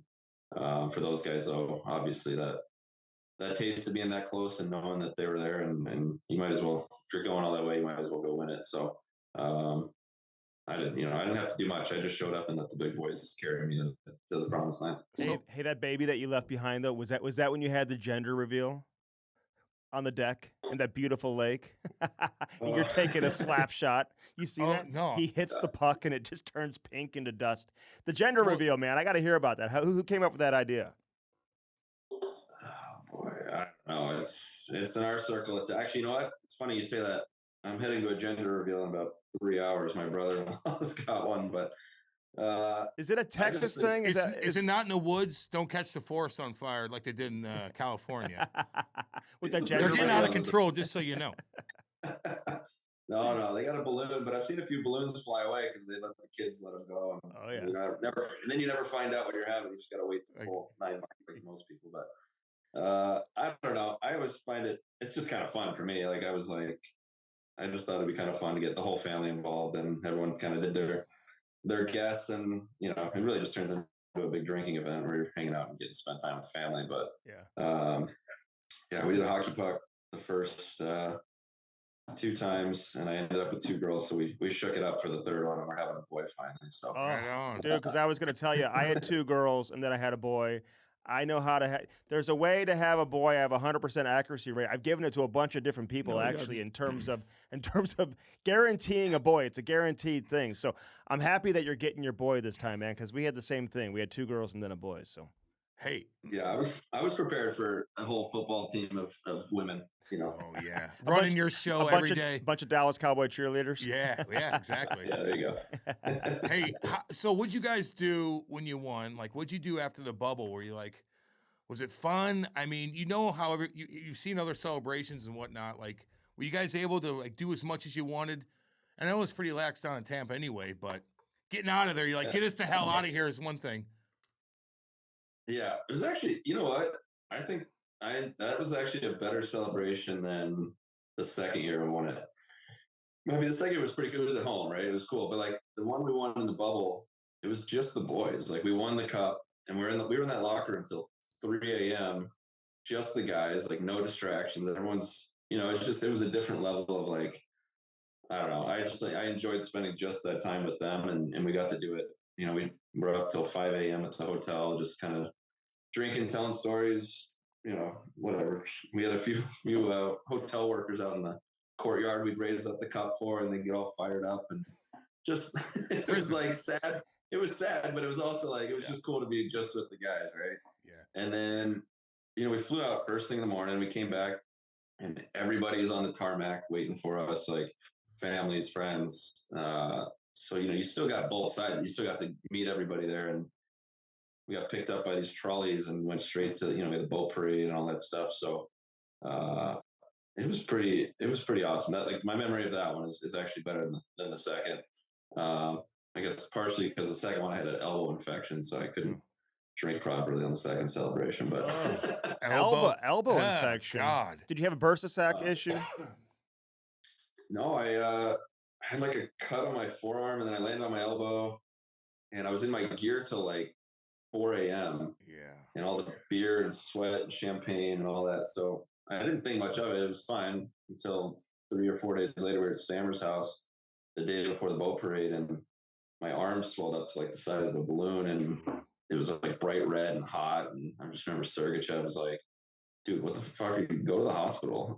Oh so God. You we checked it out. Yeah, we went and checked it out, and the guy's like, he's like, oh yeah, you got a bad infection. We got to keep you here for like a week on these IV antibiotics. You can't go anywhere. And I was like, well, no, I'm leaving tomorrow. We have the boat parade at like 8 a.m. I got to be there. And he's like, what boat parade? And I told him, he's like, the cup. He's like, oh, fuck. All right. We'll make it happen. Like, we'll figure it out. He's like, we come right back after the boat parade. He's like, or you could die. It's basically like, this thing gets in your blood, becomes sepsis. Like it gets really nasty. And like, so I went, and there's photos of me, with the cup, my arms bright red and swollen. And so I did the full parade. I kind of sprayed beers on my face instead of drinking most of them, but they had all those antibiotics in me already. So went right back after, spent a month and a half with a PICC line to my heart or whatever. Oh my God. Oh, Lord.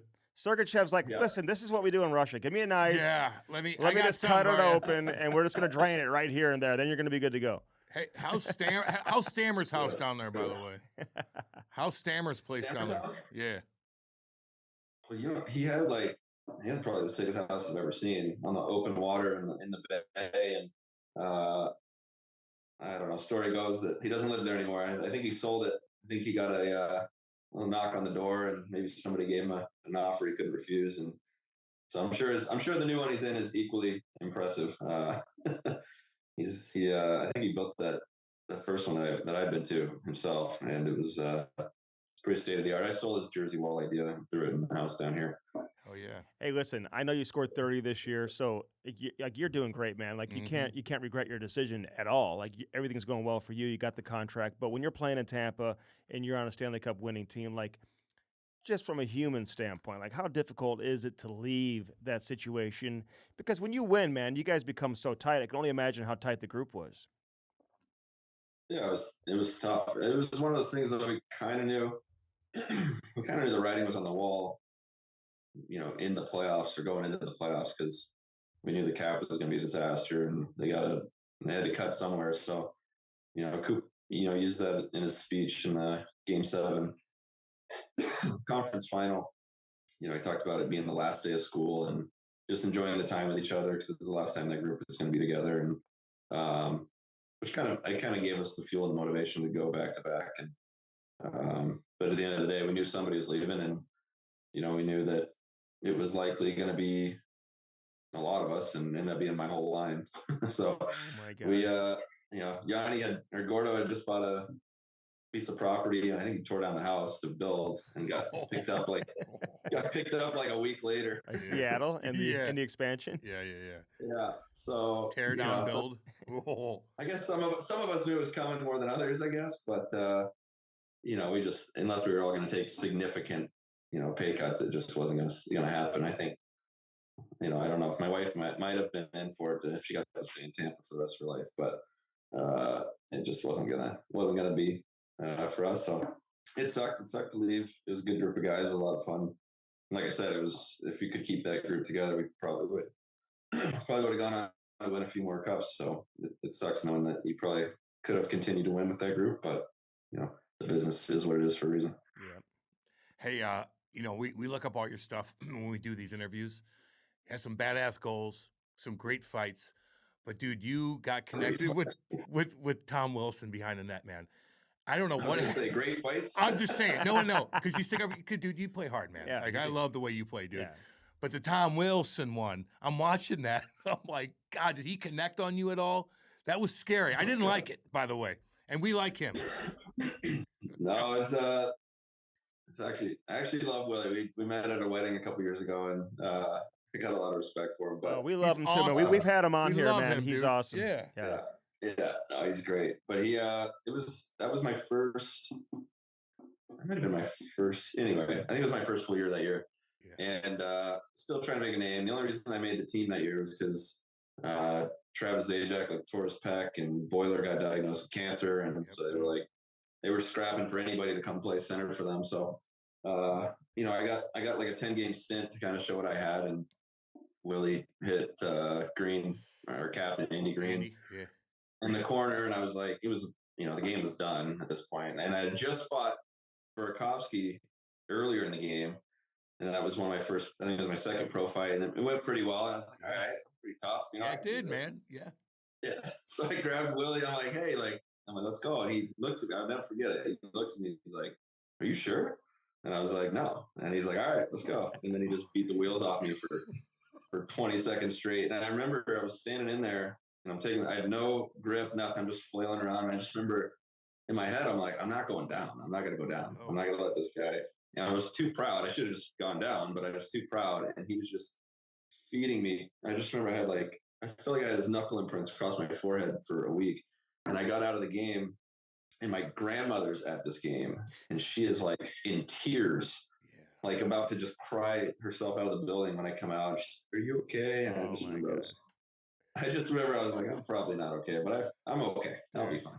You're tough, man. You hung in there, dude. Hey, I get it, man. I've been in that situation too. Yeah, but I've seen some fights you've had where you're exchanging rights too. So love the way you play. All right, you go from Cooper to Daryl Sutter. Like, do you ever know what you're getting into with Daryl? Like, was he your type of guy? Was it an adjustment? Like, describe the experience playing for him. Yeah, I mean, I had a good relationship with Daryl. Obviously, he's a big part of the reason I ended up being brought to Calgary.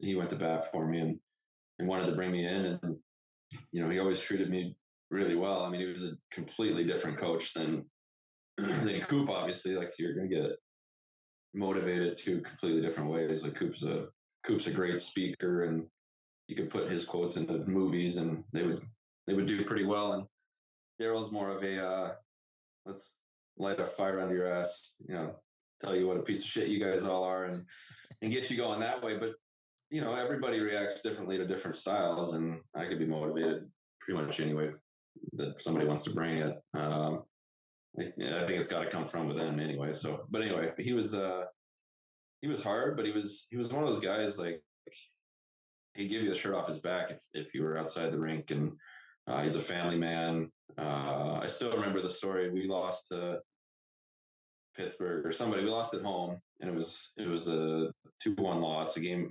was a team we should have beat, and we didn't. And he came in and let us have it after the game, and I was pretty pissed. And it happened to be my birthday, so I went out to my car after the game, and my wife had put like 500 balloons inside my truck, and so I walk out, and I go and I open the door, and all these balloons start flying out, and I'm kind of laughing, and I turn around, and Daryl's right behind me. I was like, oh shit. And he comes up, and he's kind of got this look on his face, and he just goes, I knew it was somebody's birthday today. And he gave me a big hug, and he gave my wife a hug, and he's like, you guys go enjoy this. And just one of those guys, like, oh, that's cool. Salt of the earth. But if you don't respond well to harsh criticism, you're not going to do well under his leadership. So you have some thick skin. You're a Texas boy, dude. You can handle that. Yeah, like, baby. You guys Lone know. Star State. I'm surprised he didn't say, you two, back in there. Put your gear back on. We're skating laps, baby. Lines. That's right. That's right. Tell your wife to never do that again. Yeah, how dare she? How'd you meet your wife, man? That's a pretty cool story. Like, did you know her growing up, or did you meet her when you were already playing? Like, how'd that come about? Little of both. We actually grew up in the same neighborhood in Texas, but she was 2 years older in school. She was friends with my sister, actually. I got an older sister, and they played like youth softball and all this stuff together, soccer, and so they were friends up until a point, and then they kind of split off when they got older into different circles, and I didn't see her, for 20 years, and then we had a lot of mutual friends, though, just from that. We, it was the same high school, same circles. I played hockey with some older players because, because you're Texas a stud. State. That's why. Yeah, babe. Okay. Yeah. Oh, yeah. That's why you're playing with the older kids. Yeah. Well, Texas high school hockey, they needed 6th graders to join the team. But it was one of those things where I had 2 mutual friends come out to one of the games in Jersey.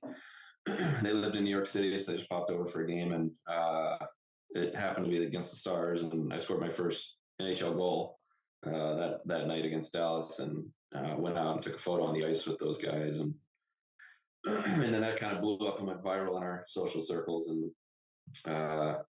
there's nothing much to it. It's one of those modern day tales where she followed me on Instagram, and to me that meant she was into me, and I was like, oh, look at this chick's hot.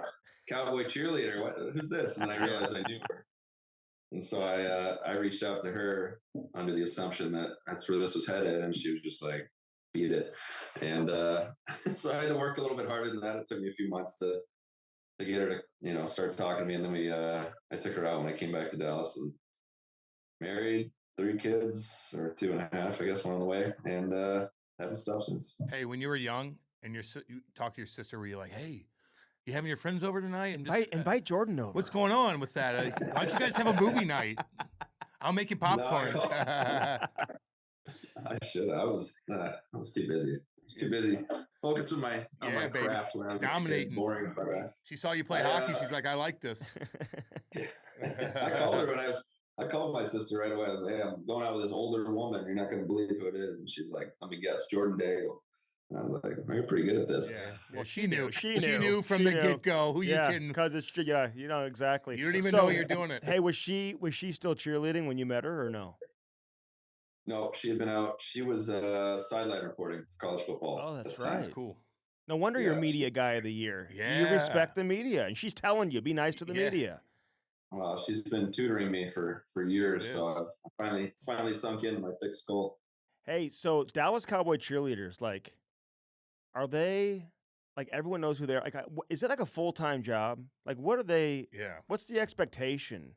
My daughter, by the way, my younger daughter, she's like 10. I'd say like a year ago, she got all caught up in that Dallas Cowboys like reality show. She was watching. She like wanted to be a Dallas Cowboys cheerleader. They love the Dallas Cowboy cheerleaders, man. Like they're like larger than life in Dallas. Like everyone knows who the Dallas Cowboy cheerleaders are when you're growing up. Yeah, it's cool. It's actually nuts. It's kind of like they're kind of on professional sports schedules as far as like the amount of training and preparing and practices they do, and but they're all required to have at least a part-time job and do that on top of it, and they get, at least I think it's gotten better, but when she was there, they get paid almost nothing. Really? I was going to ask you that. It's crazy because I mean the amount they contribute to sales, and obviously like it's a big part of the show. They got the big, and they go to all the events, and they do, I remember one of her friends was dealing with all that. They were going back and forth about the money, and I don't know what ended up happening, but she was all upset about it. And I think everything's gotten a little bit better. Like I know the mascot was making like 10 times what they made. Yeah, a lot of them do. Jerry Jones is cheap ass, man. You'd be like, hey, what are you doing with this? Get off your wallet. But I don't know. I remember talking to one of the girls because I was just like, she was an ex dancer for the Cowboys too, and I was just like, man, like it's so brutal, like how little they paid you, and it kind of sucks, that it kind of goes down like that. You got to put in all those hours and all that work. And she was just like, oh, don't feel bad for us. And I was like, oh, why? And she was like, I mean, I could tell you out of the 100 girls I cheered with, 95 of them are doing just fine. Either they married up in the world, or they've gotten great jobs, or they've gotten connected through their connections. She's like, don't feel bad for us. Everything, it's all about opening doors and getting to live out their dream, I guess, is being able to cheer. So it's pretty cool that, the money's not an issue, and they find ways to figure it out. Hey, you ever go to like a bar and like you scored 30 goals the year before, and then everybody comes up to your wife like, hey, I know you from cheering and stuff like that, and they have no idea. You're like, hi, I scored 30. Like, I had 30 goals. Wait, but it's way up there in a different country. Way yonder. Up yonder. She's way cooler than I am. Yeah, we did get a lot of girls that would be like, they're way more interested. We did some signings in Jersey, and people would show up and be like, I'm not here for you. No, they're not. Just for your wife. Cam's wife was a Rams cheerleader. Yeah, she did it. They didn't have like a reality show or anything. They didn't have a reality show. She met me. She did good. All that work for me. Yeah. God, hey, listen, man, when you're younger and you move to Detroit, like, how did that play out? Like, when you go, are you living with another family? Like, did your family move with you? Because, like, even here, like in St. Louis, man, like, kids are like leaving all over the place at a younger age. Like, it used to be they just leave if they were going to like Shattuck or the U.S. program, or if they're leaving to go play junior. Now they're leaving to go play with other AAA programs and stuff like that, when you don't really necessarily have to. But I'm curious how that played out for you, and was that a good experience for you to go play with Bell Tire in Detroit? Yeah, it worked out really well. I mean, it was kind of a leap of faith at the time. Just the thing about Texas was there wasn't much in terms of guidance, so like there wasn't anybody to bounce the ideas off of. It was just kind of like, hope this works. And at the time, I got seen at like a national tournament when I was a peewee, and they asked me if I'd ever want to come up to Michigan. And at the time, I was still 13 or whatever it was, so it wasn't on the radar. But hockey just kept getting more and more expensive, and it was starting to cost $25,000 to $30,000 to play a season of peewee Bantam hockey in Texas because you're traveling every weekend. So the opportunity came up again to go to Beltire with the same group that asked the first time, and it was a lot more affordable, and they were going to have a good team. And we ultimately decided to go up there. It was just me. I went up and lived with the player and his family. They took me in and just became part of their crew. They had two sons that played hockey. One was a 93 and one was a 91 on my team. So they kind of lived and breathed hockey, and I got to be part of it. We ended up going on to win states, win the national championship. Torrey Krug's dad was actually our coach, Kyle Krug, and I actually owe a lot of my success to him. It made it a worthwhile decision. It ended up being one of the best things I did for my career, because he was kind of the one that started teaching me to play a much harder game and stop kind of playing a pretty boy game and find that different element of myself if I wanted to make it in the game. And without his guidance, I probably never would have made it. So, I just went for that 1 year and got to learn a lot. Came back to Texas because the midget AAA team was funded here. So it was $5,000 versus $30,000 to come play for the AAA midget program. So, so I was able to come back and we had really good teams here at that point. But that year in Detroit that I left Dallas, partially it was because the hockey was going to be better, but it turned out the team that I left in Dallas made it to the national semifinals on the other side. So I was sweating, sweating my balls off, thinking we were going to play each other in the finals. And I was going to look like an absolute fool. But the coaches are like, "See, you didn't have to leave. Why? What are you leaving for? We're here too. Exactly. Save money." Hey, who else was on that Beltire team? Torrey Krug. How good was he back in the day? He was just he was just smarter than everybody. Like he was undersized. He didn't have he wasn't ripped. He wasn't like some physical specimen.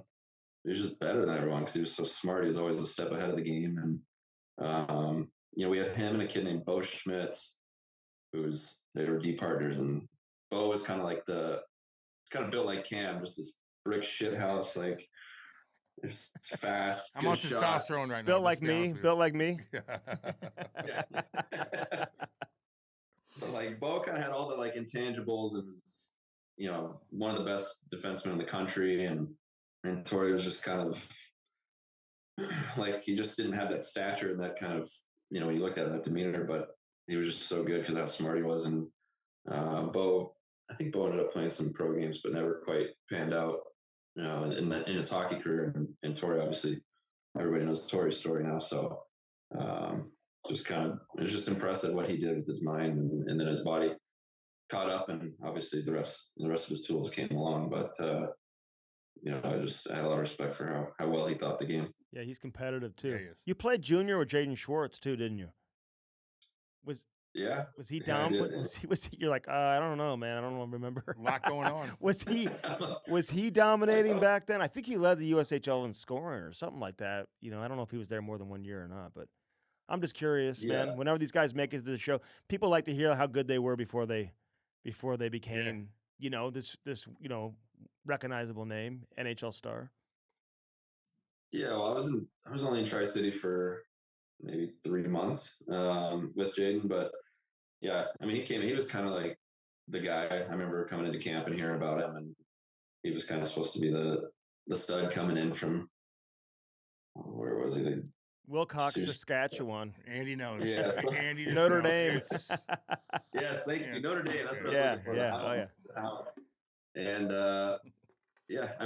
he was good. He was as advertised. But same thing, he wasn't, when you hear somebody, you expect this super flashy speed or, like a Connor McDavid that was dazzling. And he wasn't like that. He just almost kind of like Torrey. He was just smarter than everybody, and he was smooth with the puck and always made good decisions. And I think, like you said, he ended up leading the league and scoring that year.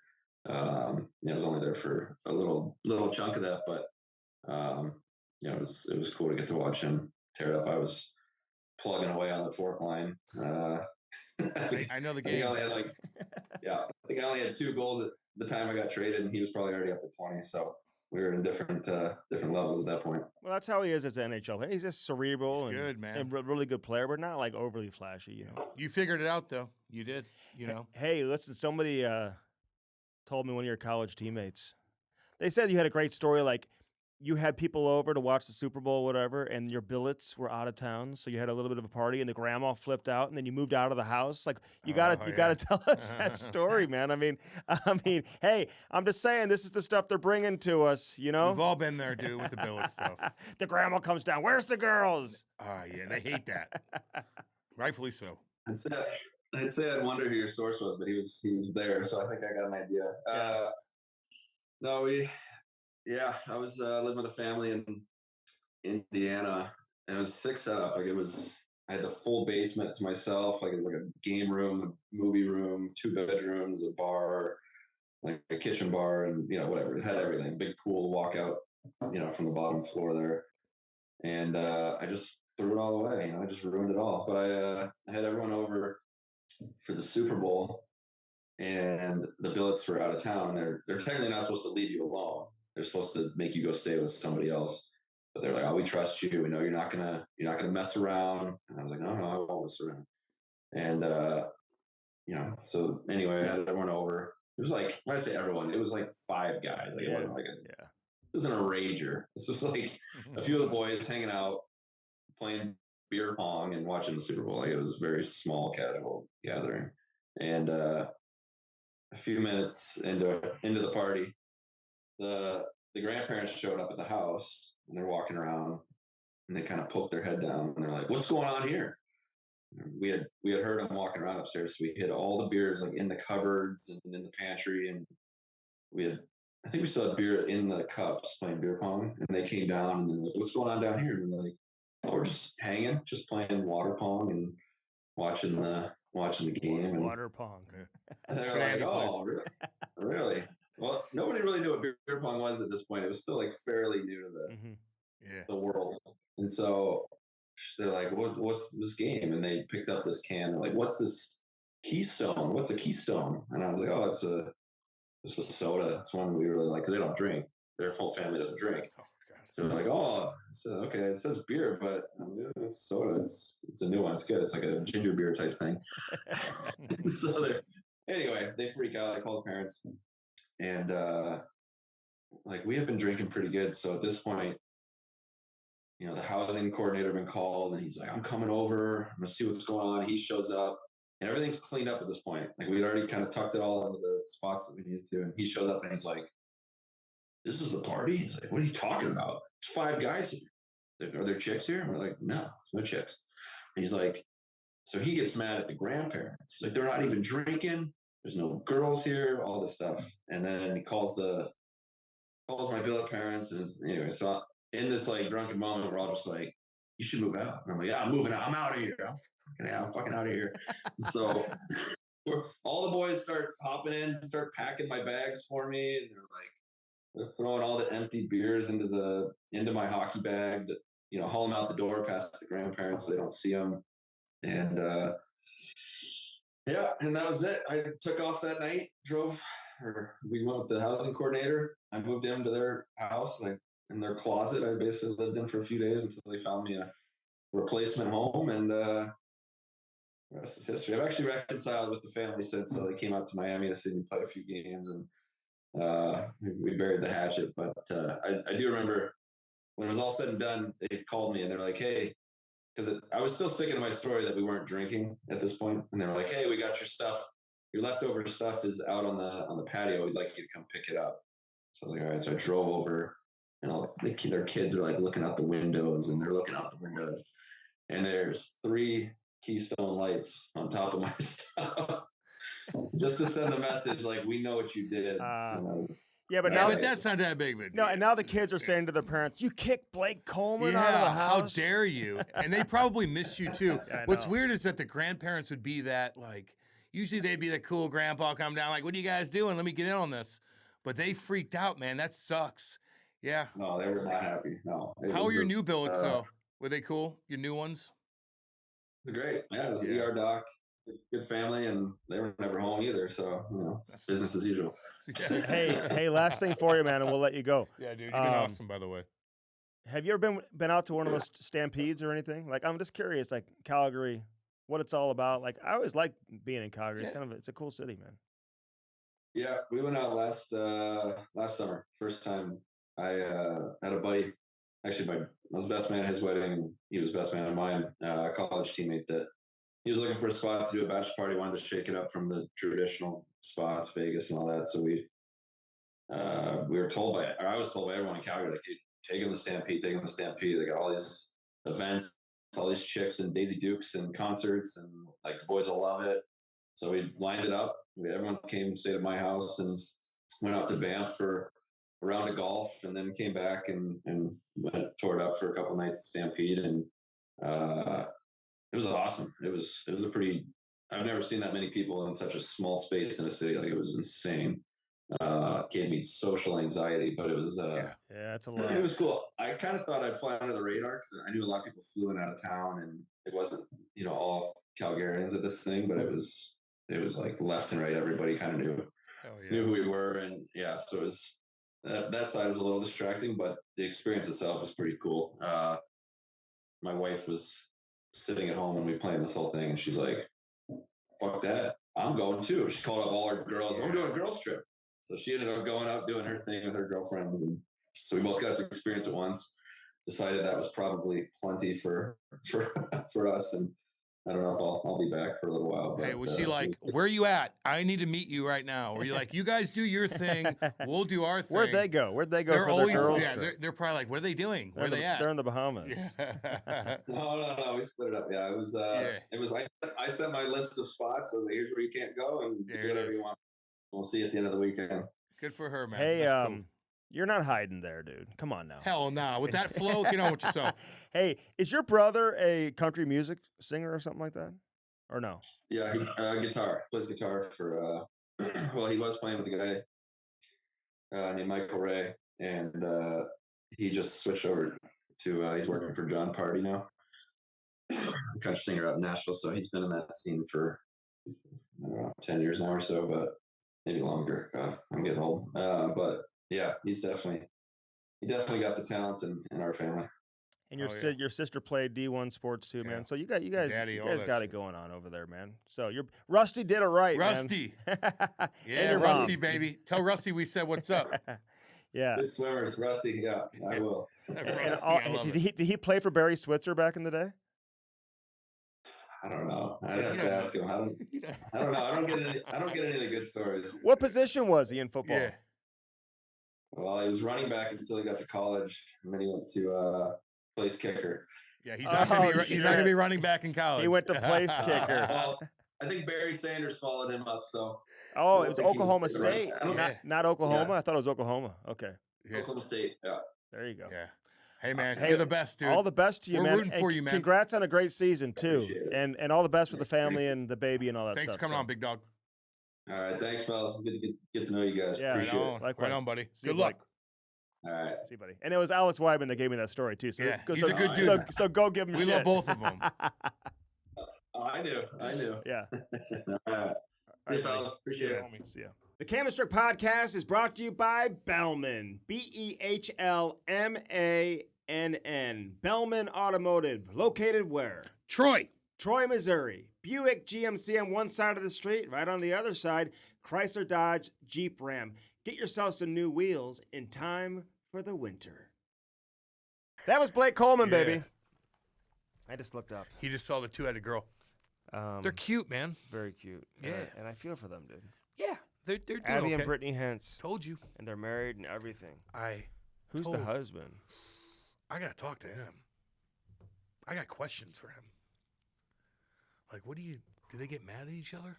I don't know. Who do you look at when you're making love? Do they both feel it? What if one's not in the mood? God. A lot of questions. It's all good. You know? It's so interesting. Isn't that weird? Wow. I've never seen that. Well, open your eyes up once in a while, Andy. Jesus. Cam thinks he's got mountain lions at his house. There's been a lot of Just stuff we've one. gotten Just into one. in this edition. Just of one. The Cam and Strick podcast. Just one. I hope it's just one. I know. Be careful out Do there. you not believe me on that either? I don't know. Should I show you real quick? Just so we're just, God, I'm just owning Andy all fucking day. When we look up the picture of the mountain lion? Well, that Want me was to the show you? one before. The one that got hit by a car out by yeah, was alive. I knew that. It was on the news. Yeah, and I showed you it. Yeah. So what are you saying again? I just don't know if there's another one that was involved in this particular incident. I It may have gotten hit what by a mountain lion car would and do. just like collapsed by your house. Where are they getting hit by a car by my house? And if somebody hit a deer by my house, like people would be talking about it. Yeah, I'm just saying, be careful, dude. If there's a mountain lion out there, I know. No, I know. I am. You can't want to drag a deer into the woods in a bag. That's the best way to get I'm not mauled. going to throw the bag in there, dude. I know I'm you were going gonna to empty it out. Yeah. But first, I'd never see you like just scoop it in the bag and I'd have to pick it up by the. you with can get gloves. rabies and shit. Well, they have dude. diseases. Damn right. I wanted away from my house. I wanted away from my But animals. that's the best way to get attacked and mauled by a wild animal is you're carrying that thing through the woods at 4 o'clock in the morning, Cam. You're right. So You're right. be smart. No, That's why they have well, animal rescue. I You can't call have it just them. sit there and rot by Well, my they house. will come out and get it right away. I don't need to call and spend $300 for somebody to take that. Were your I'll do it dogs myself. eating it and stuff? They weren't down there. I don't let them off the porch. No. How do they get exercise? Oh God, dude, my whole basement. They run around. Basement. I got a That's huge, not enough, dude. I got a huge open basement, dude. With they run around. No, you got to we take walk them for everywhere. walks and stuff. I know. I Like know how let to them handle run it. around. I know they cannot run by themselves out in my backyard, dude.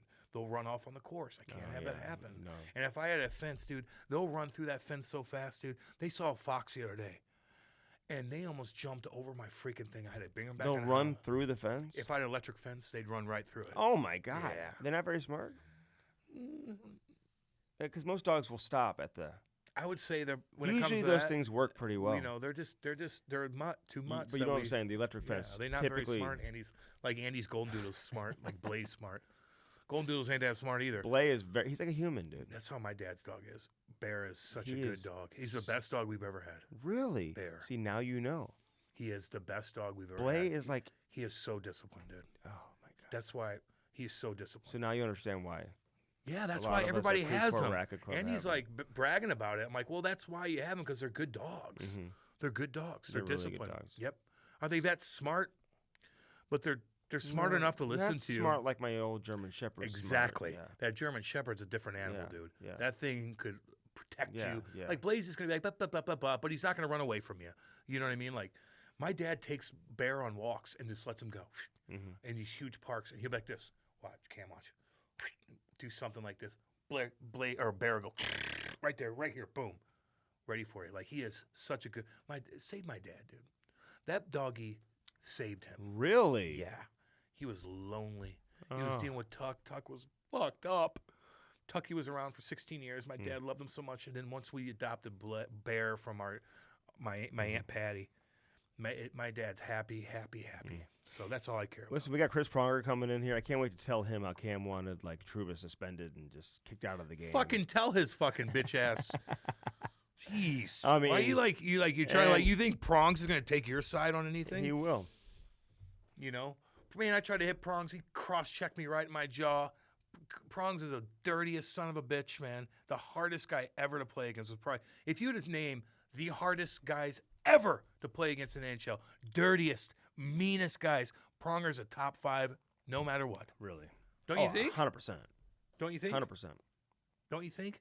And he's gonna But be they're like, showing videos. and I bet last you night. Prongs would be like, yeah, that's an elbow. They're to showing the face. videos of Mark Messier just elbowing Elbowing guys in guy. the face. Mark, remember He when was Mark mean as shit, knocked too. out Mike Modano with that elbow, that nasty elbow? Even the best players in the world are dirty, but they know that's an elbow. Well, you're talking We've about all done it. McDavid. I wish But you're telling they me should that have Chris that. Pronger's going to laugh at my. Do you think that's an elbow? Like, he's probably going to be like, yeah, that was. I would have done the same thing. Yeah, it's a penalty. Yeah, that's what I said. It's not a kick him out of the game. Yeah, you could have kicked him out of the game for that. Really? Yeah, I think so. It wouldn't have. It just would have been bothered me. I expected him to get kicked out. Meanwhile, if So- this happened to Ty, Andy would be like, "That's enough. I'm locked him in the door. We got to talk to these guys." That's enough. That's enough. Hey, hey, I 100% agree. I mean, I was expecting a 5-minute major. I was shocked, but at the same time, I'm watching what him. are you I'm like, talking come on, you're gonna kick his ass out of the game for this? And they did. I've seen worse. I've seen way worse. Yeah, no, we all have. I've seen your elbow Oh, I've done some in nasty, my face. I've done some nasty elbows, dude. Look at this motherfucking mountain lion right by my house. Yeah. Well, he's dead. No, he's not dead. He got up and left. Oh, he did? Mm-hmm. So you think that's the one? That... Mm-hmm. Oh, God. Well, That's too much maybe- of a coincidence. How? You think it is that's a- the same one that How brought the deer to your house? so That was a funny. year ago. This was a mile away from my house. This mountain lion. This son bitch. Look at this son bitch. Look at that thing. Look at that thing. Rawr. Look at got hit by this Mercedes. Look at that right there, baby. And then this happened like a year ago, right by my house. And now Andy's like, that can't be it. How can it not be it? We have evidence of a mountain lion a mile from my house. It got hit by a car. It ran off. It's still alive. And now there's a mountain lion presence in my backyard. And you're saying that's not it? Cam's like, Then which one is it? It's the same one. How can it not be? So there's two of them? Do you have any That's paw- even scarier. Do you have any paw prints? Yeah, dude. Let me see those. Dude, there's blood. Dude, Really, paw prints? because I could see snakes that in the morning behind my house, our grass is so manicured because we hate it twice a week, especially now. It's so manicured. There's snake imprints of snakes going through. You could Really? see in the dew in the morning. You could see paw prints. You could see, Wow. yes, from the dew. You could see snake fucking slithering through our yard. You Yeah. gotta get cameras, dude. I don't I know why know. you don't have that set up. Quit telling people I don't got cameras. Sorry. I got them in the front yard. I got Yeah. it on my doorbell. Jesus Christ. Maddie liked that one. Like Andy, he's got 3 children. He's got nothing to protect his children. And Got a you box- need to worry about you got too. got a box cutter. Well, you could take. Don't make me Don't say, say it. it, dude. But I do have one. A box cutter. Like you could take over an airplane in 2001. Not anymore. They tried to cut my hair for hazing back when I was playing hockey at NAU. You wanted them to braid your hair, bro. Hair braider. Hey, what stood out the most about Blake Coleman, dude? I mean, just we can't thank him enough for He joining started. us. He was a little nervous at first, I think, and then Not he nervous, started. he's just quiet, like feeling it Yeah, out. well, feeling that's it out. nerve. Yeah. By nerves, like, Yeah. am I going to say the right thing? Because there's a lot. Everything you say is probably going to amplify it up in Calgary and stuff like that. But he's a stud, man. I like him. He seems pretty damn cool. Seems like a cool guy. That Yeah. seems like I'd like to hang out with him if he was on my team. Oh yeah, for sure. Calgary, it's not Toronto, Vancouver, or Montreal, but it's bigger It's than Calgary. It's bigger than Winnipeg It's Calgary. Yeah, I know. in terms of how it's covered. It's better than Winnipeg. It's better than Edmonton. He liked Earl Sutter. I liked how he said that too. Yeah, that's true. I like people who aren't afraid to admit they like people There that it are is. unpopular. You're exactly right. You're exactly right. I do too. You know what I mean? Some people like that hardcore. Some people need it, man. Some people like Mike Keenan. Some people like fucking Torch. Some people like Babcock. Actually, there's not too many people I know that said I like Babcock. Not too many. Yeah, but we can because find they're some. afraid to say it. Maybe. They don't want to say it. Which is what's he gonna do to you? Like, why not say that you like him? Yeah. Lots of people said That's they like pussy. Hitch, Yeah, Hitch was different. Hitch would. but he was hardcore on some guys. Yeah, but he'd also let you tell him to go fuck himself too. Yeah, and which just- I didn't like that. And not Like Reaver Take it tell him to go personal. fuck himself. I'm like, fuck you. I'm sitting you. Especially on the bench. Weaver played for the Rangers too. How many teams has he played for A now? lot. Jesus. Pittsburgh, Toronto, Vegas, Rangers. He's played for some big teams, man. I know he has. Big time. Minnesota. Yeah, that's right. Minnesota too. Damn. Played for a lot of teams now. Mm-hmm. Patty Maroon says he still wants to play. Yeah. So hopefully I text he gets that deal, and he's been dealing with that back injury. But Blake Coleman, dude, just from Texas, I just love the story from Texas because it's such a similar situation to like St. Louis in a way. All my But exes a little come from bit- Texas. Cam thinks it's like rodeos and like Some people grow up differently. Like if you ask me, did you grow up? Oh, you're from Missouri. Shit, did you grow up? Are you from Ferguson? I'm like, no. They're like, oh, you must have grew up from House Springs. I'm like, yeah, like no one would even know what that is. No, but like, I didn't grow up in St. where you're Louis. from, St. Louis and Mhm. stuff like that, like the outskirts. I grew up way out there in the woods, so Yeah. it's like I grew up differently. My neighbors were fucking hillbillies. They were country frog gigging, crawdaddies in the creek, cooking those goddamn things up. That's how we grew up. So it's different. And then you move into Eureka, it's half and half. Then you move a little farther in, maybe guys never even heard of crawdad and or gigging. So it's just like What's a wherever- gigging? Frog gigging in the middle of the night, dude. You go to these little ponds. You have a little gig with spears on it, and you get these big ass fucking big frogs out there, huge. And you go and you shine your flashlight on them on your little canoe, kill 'em? and you go bam, Damn, dude. and then you cook their legs, dude. Frog legs are Oh. like chicken. Yes. I know. Have you had frog legs before? bullfrogs? Yes. You would cook those frogs? Yes. No bullshit. Like, you're bringing them home. Who's cooking them? Oh God, dude, my neighbors. Your neighbors. My dad could cook them. My mom could put Did them your in. mom and dad ever cook frog legs at the house? Yes. So if And so your crawdads. dad was like, yeah, Cam would bring home Yeah, you frogs. cut off and the we- legs. You fucking. and we would cut you the skin them. cut the legs off, and we would. They're huge. Your legs are like they're bigger than your legs. It's like having Andy's legs, full of meat, more than his. You know what I mean? You just put them in a fryer.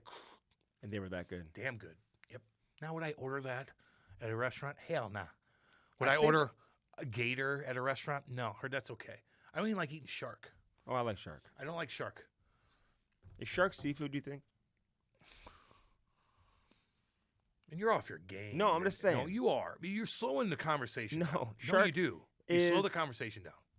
It's That's a very, s- it's that's a very stupid meaty, thing. dude. It's- Why would you say it's that's not meaty. seafood? Well, it is. I guess they live in the ocean. I mean, it's Not all of them. they have them in lakes too. You know, Oh, I know. You know else they have sharks? in rivers. Which one? The Missouri River, Mississippi, baby. Mississippi, I'm sure too. No. Probably both of No, them. no, no, no. Not both of them. Bull sharks. No, because the Missouri River comes from North Dakota, way the fuck up yonder, Mhm. way up in Montana, I think, Yeah. where it starts, and it goes down through Missouri, Mm-hmm. and then what's it run into?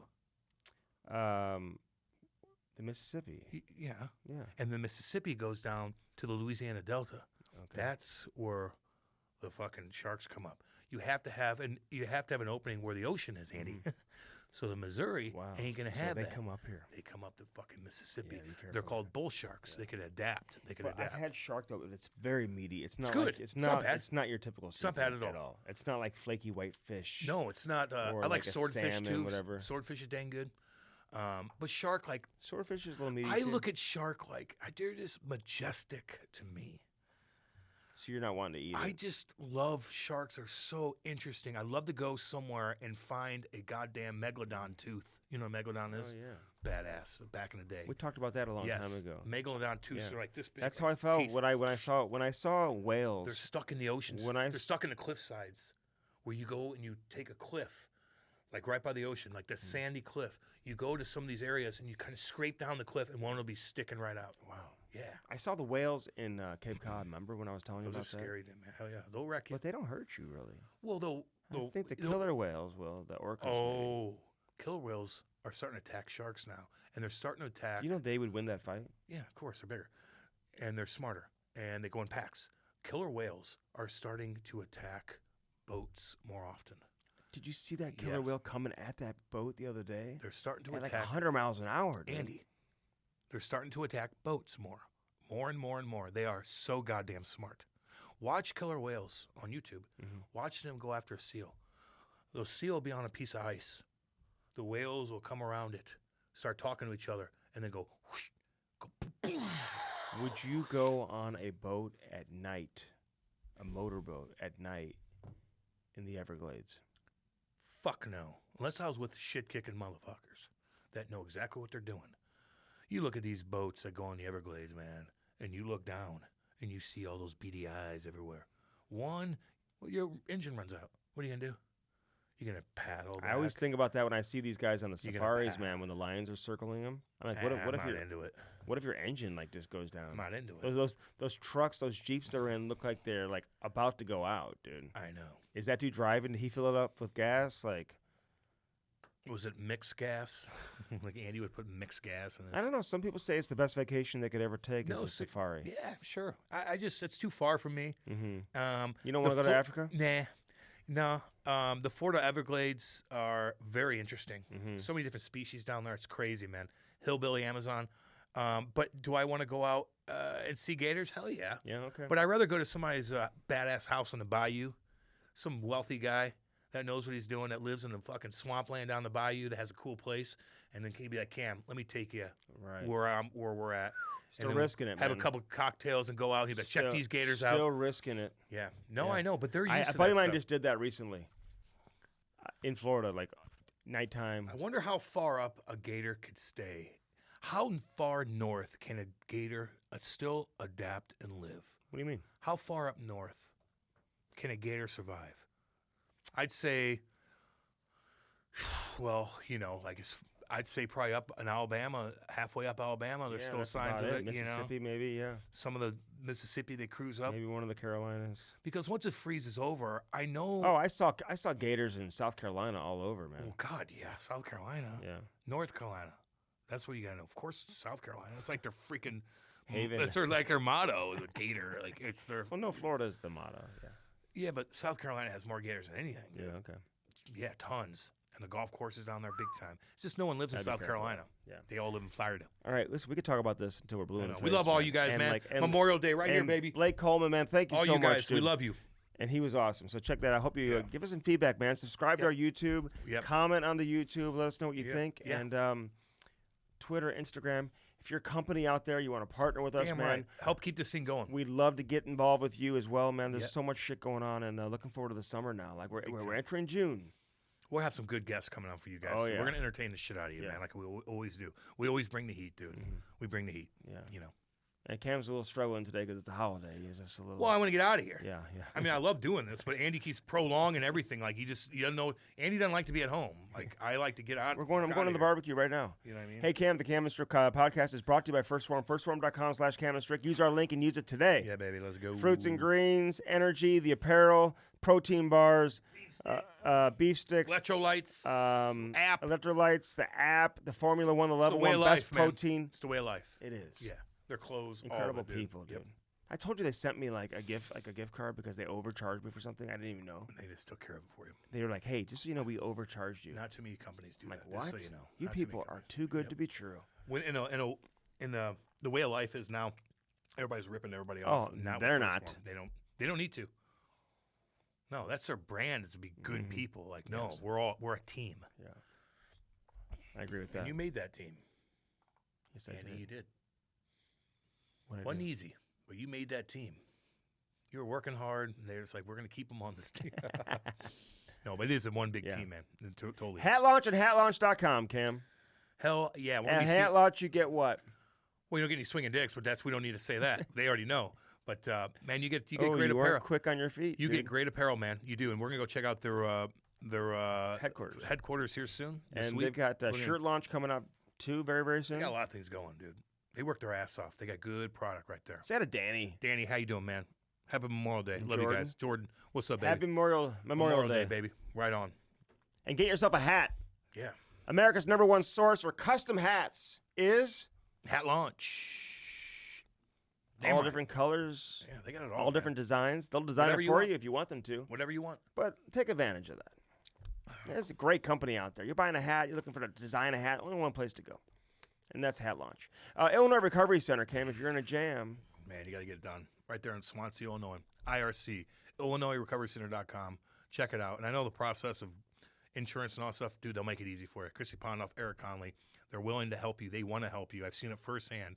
I've seen it multiple times. Helping people get back on their feet and get out of hell because they're going through hell. And those people know, Chrissy and Eric know what hell feels like, and they will help you. Illinois Recovery Center. Check it out. IllinoisRecoveryCenter.com. Do check it out. And again, if you're struggling right now, man, we're thinking about you. And there is help for all of you. Always help, man. They're Somebody's willing all to of help you. you, man. They're ready to go. Yeah. And it's okay to not be okay, man. That poor golfer, by the way. Oh, my God. Bryson Murray? Yeah. Was he a big name and everything? Yeah. He's doing great. 30 years old. He'd been dealing with some stuff. Fuck. There it is. That's too late. That's what too late is. Not to be morbid, but it's true. It's a wake-up call, Andy. That's Yeah. all it is. Yeah. It's a wake-up call for all of us. Our thoughts are with his family, man. God All his friends. Damn it. Ay, ay, ay. Came in at Bellman, you don't get what? Swinging dicks, man. None of that bullshit. Get a fucking truck. Get a Buick. They're right there in Troy, Missouri. Where? Great people. Troy, Missouri. Go check it out, man. They have tons of stuff for you. Whatever you like. And Andy chirps at Buick. Buicks are nice, dude. I don't. When No, have no, I? no, no, ever- no, no, no, no, no, no. When have I? Why, No, no, why no, would no, I no, no, chirp no. anything from Bellman? No, because he thinks of Buick. No, Buick is no. It's not Bellman. It's just more Buick. Buick's pretty goddamn nice. They run like a Cadillac. Yeah, I know that. Maybe not I at say the the Creve Coeur Racket Club. They don't have them there, but I'm telling you, Buicks are nice, damn good, and affordable. And they'll give you sushi and flavored water when you go Stupid there thing to too. say. God. Hey, on the other side of the street, you got Chrysler, Dodge, Jeep, Ram. Oh, Cam. what do you need? Like, get a fat ass Dodge, dude. Get It's it. summertime Yeah. too. You wanna haul that Get a diesel. get a diesel, damn right. Dually? Well, it depends on what you're doing. You don't need a dually. Those trucks are so Cam's powerful. got a dually with balls hanging from the. Oh yeah, with the smokestacks, the American flag and the Trump flag. Oh God. Oh my God. Oh, that's out by me right there, baby. Really? Oh, hell Is that yeah. where you live out there? Yeah, It's all big good. time. It's all good. it's I'm all just good. saying. I'm Like, saying. No, that's big time. The big dualies with the smokestacks. say hi to Danny boy. Danny, what's up? And Dale Dale, goddamn it, get back to work. and Kenny. Kenny, get Dale back to work. Love you guys, man. Happy Memorial Day. Happy Love you. Memorial Day to all of you. All you guys. Love and you guys. again, subscribe, hit that like button, crush that like button, leave a review. That's it. And thanks for all the support, man. I'm hearing from so many of you guys, man. Yeah, New dude. people each and every week I who hear I've it, too. never heard from before. I know I like it. I love it, man. Reach out to us. Tell us Yeah. what you think, man. We love you Yeah. guys. We love all Yeah. y'all. And happy holidays to All you. right, we'll see you guys. Be cool.